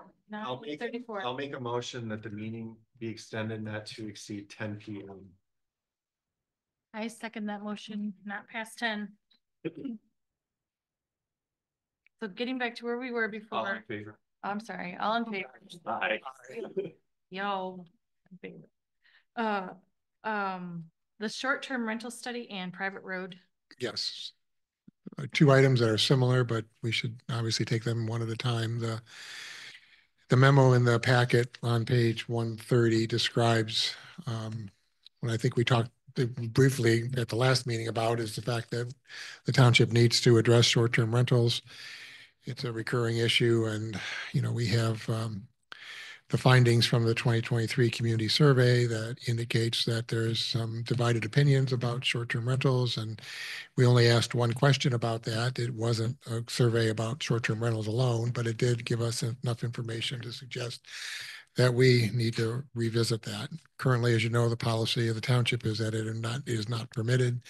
There's reason to suggest that maybe that's not completely reflective of public attitude, so we need to get into this. And so, as mentioned in the memo, an appealing way to deal with this is to form a committee. And just so the town board and the planning commission is on the same page, which hasn't always been the case, the memo here is intended to provide some structure to what I think the board might want to consider as far as asking the planning commission to delve into this following the model that they created before, which was the resident outreach subcommittee. They had a group of people that were appointed by the planning commission chair at the time that said that we were going to have people look at this issue. In the case of the master plan, it had to do with public outreach. How were we going to reach people? What kind of survey were we going to do? What kind of workshops were we going to have? All that really wasn't known when we started. So the issue is to have a committee really try to answer three questions. One is the current policy prohibiting STRs appropriate in Whitewater Township? Secondly, if it should change, provide description under what circumstances they should be allowed. And then thirdly, if it should change, again, what kind of parameters for regulation should we be looking at? And that can take a lot of paths. We're not asking a committee to develop regulations. We'll use our attorney for that, but really point the direction. So there's a couple of constraints that are defined here just to give this, again, more structure. This should not be a committee that has a life of its own. We want to have an ending date of perhaps 9 months for them to look at this, reach some conclusions. Should be about 6 to 10 people, perhaps with an appointed chairperson, just to kind of give it management and be able to have somebody calling meetings. It should have diverse opinions on this topic. We're not trying to stack it any particular way. There's lots of different opinions on STRs. It should be primarily residents, one planning commission member and one town board member, so that we have some connections to the entities that would ultimately make decisions on this. And then importantly, the township board should support the committee with necessary financial support to fund perhaps another survey that would dig into this. Maybe it's a public workshop. I guess that's to be determined exactly what steps they take. And we want a final product should be a formal recommendation in writing. So there's some general structure of how to approach this. If that makes sense, then there's a motion there to make this a request formally to the planning commission. So the planning commission would try to get their own subcommittee. Correct. Okay. Alternatively, the town board can handle this This is like every township and the city that has dealt with this issue. This is going to be a really big issue in this township. And I don't know if that's one of the reasons it's not been dealt with, not really knowing. I do believe this permissive ordinance idea is not ideal. It's as much as residents have differences of opinion on whether they should be allowed, and if so, how. Attorneys have differences of opinion on how it should be enforced, or if it even can, for the permissive ordinance. And I think that's, for me, a concern. But do you think a committee could help with this? That's why, that's Yeah. what I'm leaning to, is that, you know, should it be the board or should it be the planning commission? I think it's a planning commission issue, and I would like to see we as board members can participate and will participate in the process, charrettes or whatever they might be. But you know, I think that at some point this year, and it's going to take a year before this comes back for any kind of a decision, I believe, if you're going to do a really good, thorough job and try to solicit opinions. I can assure you that at the end of the day, it's going to be a compromise to some degree, this way or that way, and we're not going to make anybody happy. You know, nobody's going to get exactly what they want in a process like this, but I don't know that. But I think that that's just this is just one of those issues to me that's just the way it's going to end up being. But I think to do nothing is the wrong thing to do. Yeah. And I do, not to kick the ball into the planning commission's court, but to me, it just seems like it should start there. And they've been through this before. Yeah, and there's, you know, the answer, if there is, I mean, I agree with you, the permissive part of the ordinance is not ideal. It's, other places do it. I mean, it's not unique to us. I've found out that there are other places with a similar approach, but I think we'd be in a much stronger position if we knew exactly what we wanted to allow and then how to regulate it very clearly with the best possible regulations. So if we do need to pursue enforcement mechanisms, we have the necessary instruments to do that. And then again, it's reflecting what people want. So, because I think, you know, I don't think our policy matches what residents want, and we don't have an ideal mechanism to enforce it. So, you know, again, this kind of comes back to our general ordinances being a mess. And I think, again, we're kind of putting the cart before the horse, that we need to take care of those issues first before we can even go down this road, because we don't even have that figured out. I'm not against having some committee. I would be very concerned, I guess, in the process of selecting the people on that committee, that truly needs to be fair and unbiased. And I'm not sure what what the procedure would be for that. Do you have any ideas? Or no, just that we want people that you may have some people very much in favor, very much against, and some people undecided on it. You know, we need a group of folks that are honestly going to be studying this to be reflective of what the community wants. I guess my other concern too, I think if we had our general ordinances in place and they were enforceable with, you know, what Deb was talking about, I'm sorry. If our general ordinances were clarified and updated and we had a way to enforce those, that pretty much takes care of every single issue that a short-term rental could possibly have. So I don't know if we need any extra more laws and rules and ordinances and licenses and fees for our residents when we already have. I would suggest that needs to be looked at as well. I mean, I think perhaps our noise ordinance or our blight ordinance, or the general ordinances, you know, do need work. But if you can maybe have the committee recommend, we don't need any regulation, we need to fix the ordinances we have, and that'll do it. Yeah. Then that's the answer we're looking for. I mean, I personally don't, I think I've heard that the answer may come from a blend of some zoning changes as well as changes to general ordinances, or perhaps a new general ordinance. So yeah, I think we need to fix those things first before we try to Can we ask the planning commission to do all of these three things? Sure. Yeah, I think that's a good idea. Well, and again, I don't know necessarily that I feel like making a motion about it tonight, but we talked about having a joint meeting with the planning commission. And that's a topic for us to discuss together, where these things can come up and see where they stand on it. But I can't think of any other, too many other things that would, well, as far as topics for a joint meeting with them at this point, that's one for me. And I don't know, as private road ordinance, another one, maybe the two that. Or the municipal civil infraction too. Right. Mhm. So there's a few things that we could meet and So discuss, you know. Maybe we should just do that. So if your preference is to have a joint meeting before we do anything? Well, I think it's something we can discuss in a joint meeting. And I mean, it's a joint meeting. We're not, when you have a joint meeting with them, it's a special meeting, right? But you're not voting, you're just like a study session, right? But you know, they can hear us, we can hear them, and you're going to have a lot more voices at the table, a lot more ideas about how to handle this thing. Good idea. I mean, I don't want to say right now, go ahead and create a committee, a public committee. We've already had volunteers just because this has been on the agenda. Someone strongly favors it and someone strongly does not. Right. You know, so. Yeah. So I guess the issue is, I mean, without a doubt, there is more citizen engagement efforts needed.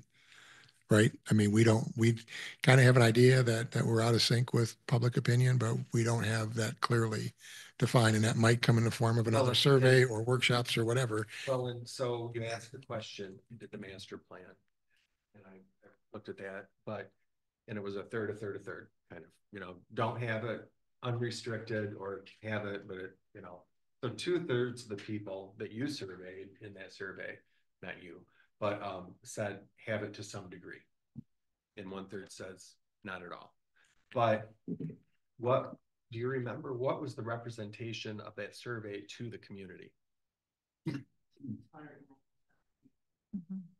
Which was about equal to past survey efforts and about what you would normally get for that kind of a survey, you know, in terms of getting a pretty good response. But, you know, it's the old thing where surveys are great, but they don't, you get one question, one answer, and it's not really a dialogue. And so It's could take multiple times. Yeah. And I mean, we were very careful about making sure that the integrity of the survey was protected by having them tabulated elsewhere. But I think we, my only concern is that this continues to roll along here and not get answered, you know, because we have enforcement issues to deal with as well. I think this summer is a good time to start with whatever process we decide. But you know, the joint meeting with the planning commission likely isn't going to happen at this point. We're pretty booked up in March with budget stuff, right? But April, I don't know why we couldn't get together in April and have a joint meeting. Is it because we have concerns about how they're picking a committee? No, just to talk about the topic. So can we just tell them to pick a committee though? That's what he's saying, basically. Are you talking about a committee of the PC members? Yes. Oh, no. So he's talking about the community. I'm talking about a community, when the planning commission creates a committee, it need not just be planning commission members. It can. And I guess my question is, do we even need a committee at this point? I think it's just too soon. We have too many other issues to iron out before we have a committee. What is a committee going to decide when we don't even have our general ordinances? Well, they don't have to decide anything. They're just researching and grabbing all this information for us. So they're doing the work. Right. Well, I just thought it would be a topic that we could just, you know, get together. Well, that's anyway with the planning commission. Okay. As new board members, we should have a joint meeting with them, make sure that we're on the same page with them. They are with us, and you know, we need to do the same thing. Probably just so we can all get howdy and see what's going on. Well, my concern is just the delay. Well, delay. You know, it's April. We could have a joint meeting. I'm not going to pull one together before then. Short-term rentals have been going on in our township for 100 years. I mean, it's nothing. They affect me directly where I live. Mine too. I know.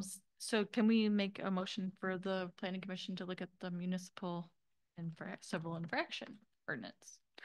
Well, I think that is probably more of a general, that's a township board issue than it is than planning commission. I think because that is more zoning as well as general ordinances. All right.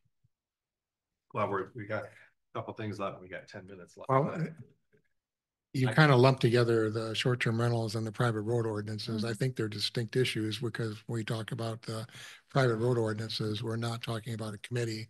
We're just asking that get done here.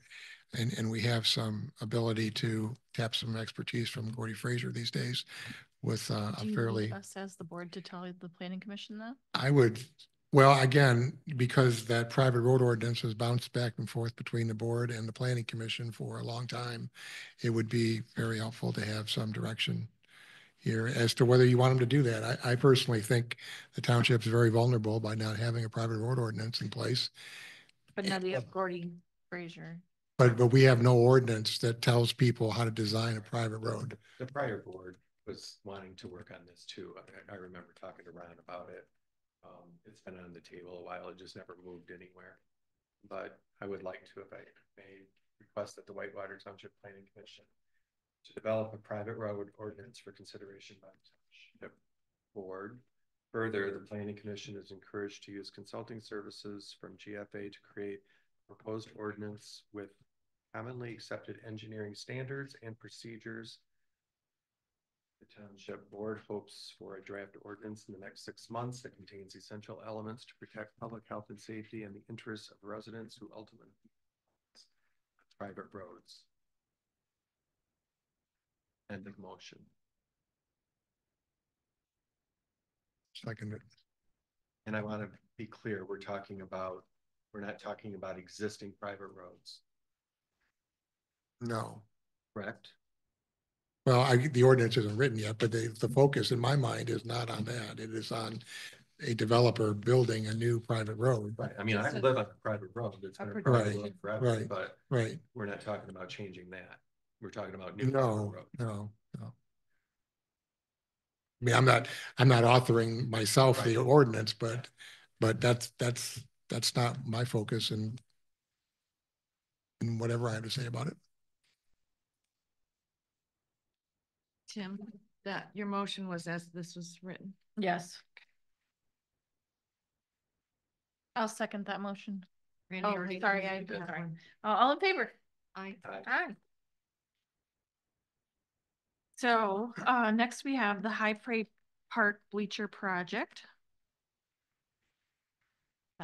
Kester Melton. Oh, Melissa, before you go on to that, the section for short-term rental. It's kind of just tabled. Okay, I just wondered the outcome on that. Thank you. We'll wait until Postpone. Linda's here and then see what she wants to do with that. Randy, I think we should just make a joint commission meeting. I think we should. Yeah. Set it for April. I'll try to be short and sweet. We have really, really old bleachers. We have tried to renovate them since I've been on the PrEC at least twice. We've tried to resurface them. We've flipped them. They are unsafe. They're splintery. The surface underneath is grows weeds because it has never had a concrete base to it. So this is simply moving that project forward. This was on the previous board's budget. We just are now getting to it because we had a lot of other things on our plate. So we did write up a full RFP that we did submit, and Linda wants to review further with Wendy as far as legalities of, just make sure the verbiage is accurate. As you can see, we do have a budget line itemed and timelines, assuming that this moves forward. So you see a recommendation down below that a recommended motion. Any questions? How did you come up with the bleachers that you want to have? Based on dimensions, mostly. Okay. Also safety guards. Because today we don't have any safety rails. Right. So it complies with today's safety standards as well. There isn't really a good sketch of them though. We just have like a side view. Do they have a roof? No. It looks like it has a roof on there. So it's really just like a chain mail. It's a bleacher. Just an open metal seated bleachers with rails on the sides. And you have the drawing, right? Those the different locations. Right. 3 that are one size and one that's larger dimensionally.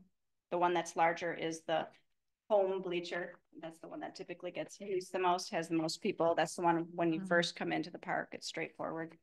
The other ones are a touch smaller. Has there been any talk about any organizations helping pay for them? We did ask the 2% the tribal grant. We did not get it this last session, December. This certainly could be asked for again in the June. No, I'm talking like a little league organization or anybody that's using them. We have not pursued any further funding, you know, sources at this time. We certainly can. It's not off the table to do so.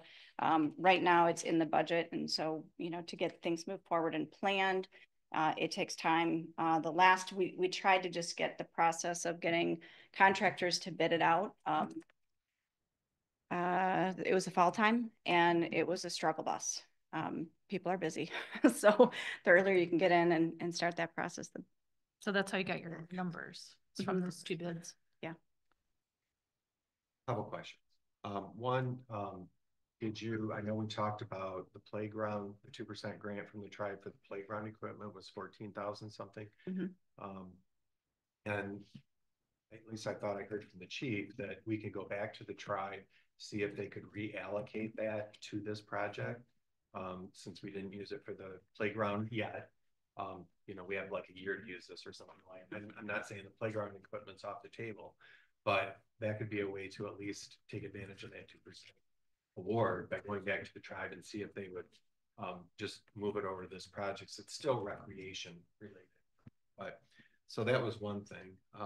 And then the other was $10,000 for on-site setup of the bleachers seems really like a lot of money. It's just where did that come from? Contract labor. Yeah, Gary pulled the actual number, so I can't tell you the exact how he got that to that number. It's part of the RFPs. We do have an optional component in there for the contractors and or the bleacher, because I think it's that the 10,000 honestly I think was the bleacher companies coming in from out of town to physically do the installation work. And so I think that is an adder, and I know it is an adder. So it's something that the board could evaluate at the time the bids come in. Another option, as long as it meets, there's no safety or concerns, we could also do that as a community volunteer project if it's just a matter of, you know, putting some bolts together and assembly. So that's something certainly we could address down the road as well. They have to have concrete under them? Yeah, I've got. Do they have to? Yeah. No, they don't have to. I think it's, you know, from a simplicity standpoint, it's just gonna keep all the weeds and all the growth and structurally so keep falling. Sorry, go ahead. Well, you're not gonna fall apart. It has rails. That's the whole point, is you're not gonna have those safety issues that you do today. But not in between, like falling down in between the. I've got several questions about this. So who designed this? Yeah. Who designed this? Who designed the This was put together by Gary Brzezinski. Okay, Gary. I'm sorry. Wow, that was a work related. Wiskowski. And then the installation of this is done by the people. That it's an option part of the RFP is to have the bleacher companies. The RFP. So we're gonna send these specs out to people that are gonna give us quotes then. And we have two separate RFPs, one for the bleachers and one for the concrete site work.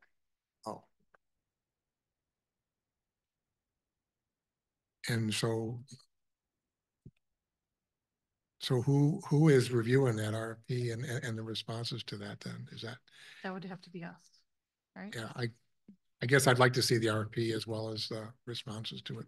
I'd like to see what we asked for in terms of equipment and installation and who's doing what. Yeah, we're gonna have to approve it. Yeah, and I mean, I guess I wonder, just from a design standpoint, I mean, I'm sure, I know Gary does really good work, but the concrete there, the thickness of it, how the bleachers are attached to the concrete. Yeah, so she's just asking for an RFP today. Oh, okay, so we have to approve all of it. This has been in the budget for over a year. The bleachers desperately need to be you know, it's not even a question. I mean, they have to be replaced. So we're just asking for a motion to move forward. They already had the RFPs all worded and ready to go out, but Linda wanted to review them a little bit more with Wendy because we couldn't find anywhere where we had prior RFPs. I could find something in our policy and procedure book, but all it said is that the supervisor would create an RFP. So Linda, you know, we already have the RFP. Linda has it. She just wants to review it with Wendy. So we can reword this motion a little bit. That we just want to move forward with the. I just wonder if an engineer is stamping the plans as far as what's being done. I mean, in terms of liability. Was there something taken out of this too? Like, was there more to it? Because it said attached as the 2 bid packages. Yeah, Linda took a lot of stuff out that we submitted originally. Yeah, it was in the original one, but it was just. Okay. I guess when you say RFP, that's request for proposal. This is really. Like they're ready to go to get. This is really purchasing and installation. It's not really an RFP. We're getting multiple bids. So the request for proposals are multiple bids from the bleacher people and also the contractors to install the bleachers. And to put an ad. And to put an ad for. And there's 2 separate companies that you're going to hire to do this?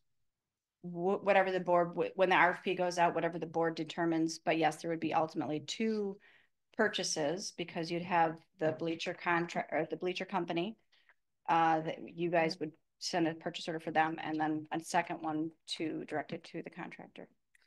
For the cement. And it's for 4 sets of bleachers. I mean, they're going to be. So Randy, they're going to be licensed cement contract people. I mean, you know. So she doesn't have the companies picked out yet. She has a list of potential people to send the RFP to. Does that make sense? It's not really an RFP. That's what's throwing me here. It's you're really asking for. We're requesting. It's a request for bid. You're asking for bids, right? But on a set of plans that this. So anyway, maybe I can look at it afterwards. How would you like to see it better? Just want to review the document that's going out. So I'm sure that what's being requested. And so we don't have any issues of coordinating the contractors who's doing the concrete, who's installing the bleachers. Sounds like there's 2 different companies doing that. And Gary did, did I put that in here? Yes, Gary did agree to make himself available for dealing with any changes to the documents. He's also agreed to make himself available to help with the bid document dissemination and bid received review process. He also indicated he would, you know, help with that between the 2 contractors as far as helping facilitate it.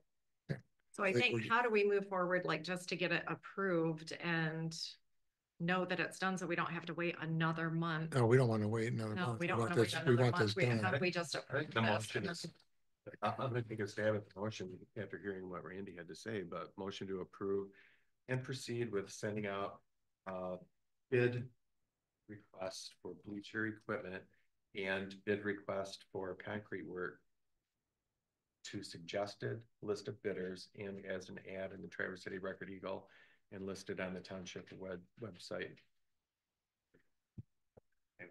Then we're also probably sending the contractors we know of. We're also going to be probably sending it to the contractors we know that. Yeah, that's a suggested list of suggested bidders. list. Yeah. Okay. I second. Good.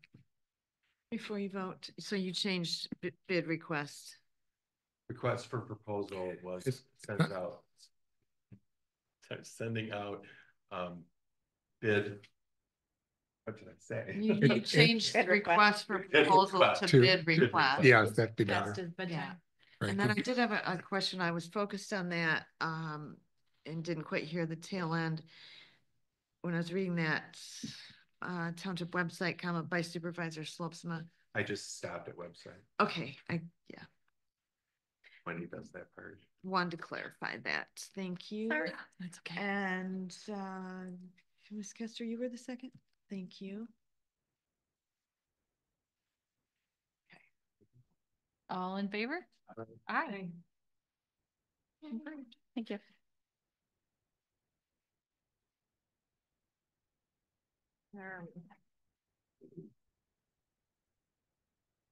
There were no tabled items from before.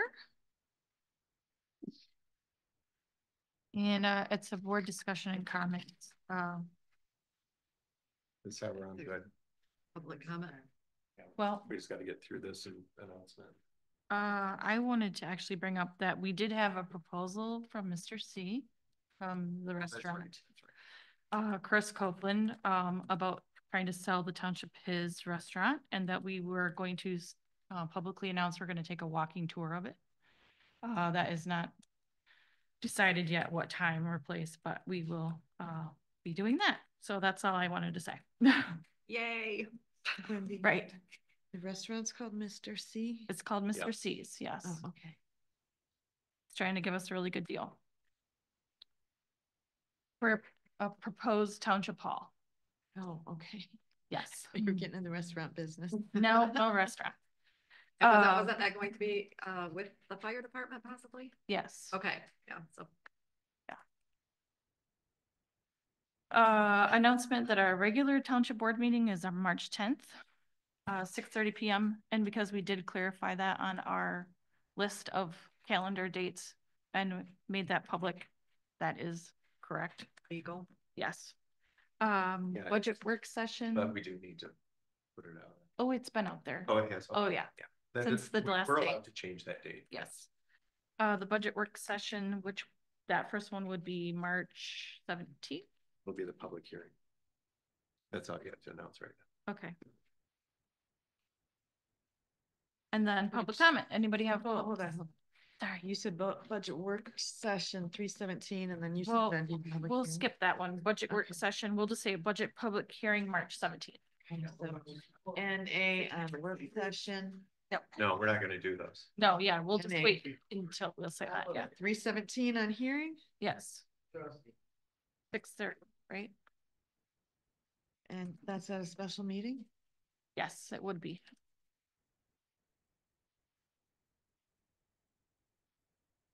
All right, public comment open in the hall. Now there's gonna be timers. That's fine. Yes, that's Because great. it's late. Thanks. Okay, Heidi Valmuth, 3388 Winnie Lane, Williamsburg, Michigan. It's free fishing weekend this weekend. And in 2019, you were supposed to wash your boat. There's a grant from the tribe for a boat wash. CEA2 also did a write-up on the electric. Please do not let that fall through the cracks. Your supervisor knows all about it. Remember, we are the gateway to Torch Lake. I don't care what anybody says, but you can't put in anywhere else. Enjoy the river and get to the lake. You just can't. Everybody in every state now has premium, deluxe, and cheaper campsites. Most of the towns that own campsites have now closed for a year to 2 years, have put up yurts, have put up extra cabins, have done all kinds of different things, and they raised their fees almost double. Might want to check into California to sell your outhouse thing. They need that really bad out there. And I have one other problem. You're going to need to put a moratorium on short-term rentals, because there's a reason why the people had to put it on the ballot and the board couldn't. I suggest you investigate that before a private citizen beats everyone to the punch. That's all I have. Have a great day. Thank you. Anybody else for public comment?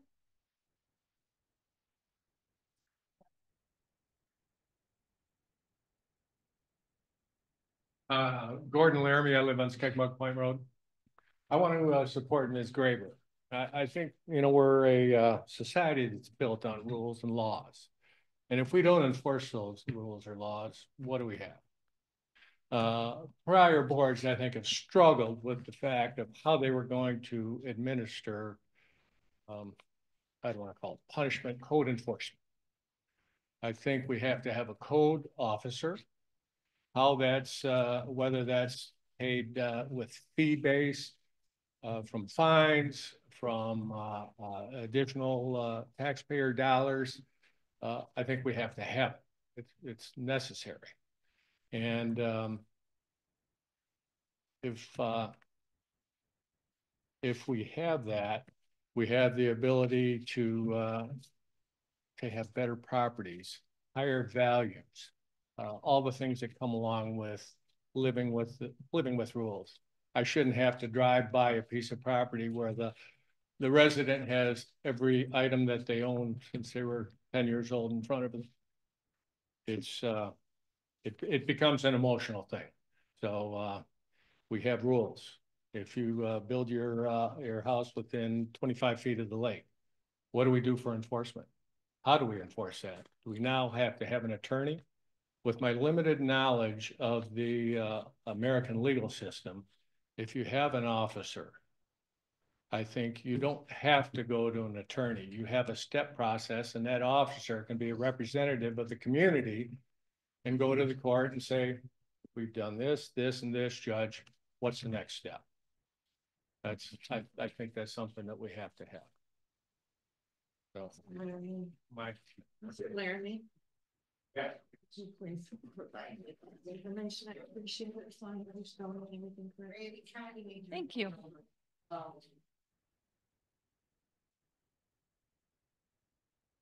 Any other public comment in the hall? It's Mickey Dean. I'm at 4020 Farrell Road. First, I wanted to thank all of you for stepping up. I do think the township is on better footing in a better direction than it has been for a long time. So I appreciate that. I was very encouraged to hear about joint meetings between yourselves and the PC. I think that will help work out some of the dysfunction that's kind of just become the way of doing business here. So thank you very much. Please stay in that direction. I know it's going to be a tough task. So thank you. And I'll do my best to be down here encouraging you to stay the course. Camping, just on that subject, I would really encourage you to over communicate what transpired tonight. So please put that up on the website, up on the township website, and just let everybody know that that change is coming. Both rates, the reason that it happened, and all of it, you know, even state that the campground and Traverse going away, and that's why we're doing this. Just let everybody know. On the civil infraction, I was around when that went away. I'm a long time resident and also 10 years on the planning commission guy. So that's my perspective here. But I would soften a little bit of the language there a little bit. It went away because we civil infracted enough that the legal fees started going the other way. So that's why it got shut down. So please be careful of the ease of abuse of that thing. When you start talking about $100 a day, that's $3,000 a month. We are a bedroom community and a pretty simple community. So just keep it reasonable. Yes, I do believe we need to enforce ordinance. Why else are we here? But just be careful of the size of your hammer. Private road ordinance. I was around when we were trying to push that through the first time, or not the first time, but maybe it was the last time that we tried to do that. But I want to point out that I live on a county road and drive across a county road that never met any of the standards that we were trying to put in place for a private road. So I have a hard time supporting that. I did when I was on the planning commission, had a hard time supporting the fact that we were going to mandate a private road, that I was going to have to drive across the sand and the cobblestone that I did with trees right out on the road on Farrell, to get to a private road, that we were going to mandate somebody put in, you know, $1,000 a foot worth of investment. So just be careful on that one. And we have plenty of private roads in the township that do work, you know, coming off of Angel Road left and right. Those are pretty sound without ordinance. So just be careful with that. My last is that coming off the permissive ordinance is a slippery slope, because you go from, you know, everybody just being reasonable and all to, we have to legislate everything. And I would highlight that by asking, is a long-term rental permitted in our township? Is short-term? Define short-term. Okay, we'll agree to some definition of short-term. How is short-term not permitted? Less than 30 days. How is it not permitted though? Where is it stated? Because it's omission. Is long-term omitted? But we shouldn't go the back and forth. Right. No, agreed. Yeah. But I'm just Point saying, raising them, that's all. short-term is omitted, long-term is omitted. And we're saying that we have to legislate short-term, Point taken. but not long. Believe me, when you open that door up, you're gonna start legislating everything. And again, we're a 2,500, member bedroom community without a lot of stuff going on. So keep it reasonable. Again, thank you very much. Stay the course. Thank you. Thank you. Any other public comment? Mr. Dean? Yes. Hey, you have anybody on Zoom? Yeah, Connie, Public so comment. Connie, would you please call the number I texted you? Oh, I don't have a text. Can you hear me? Connie, will you please call the number I texted you? Or messaged you?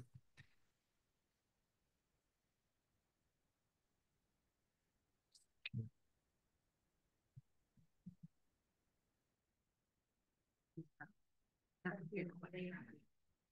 did, but she's muted herself.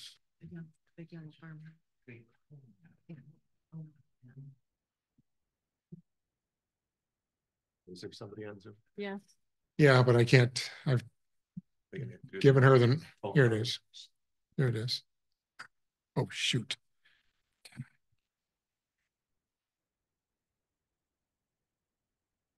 Connie?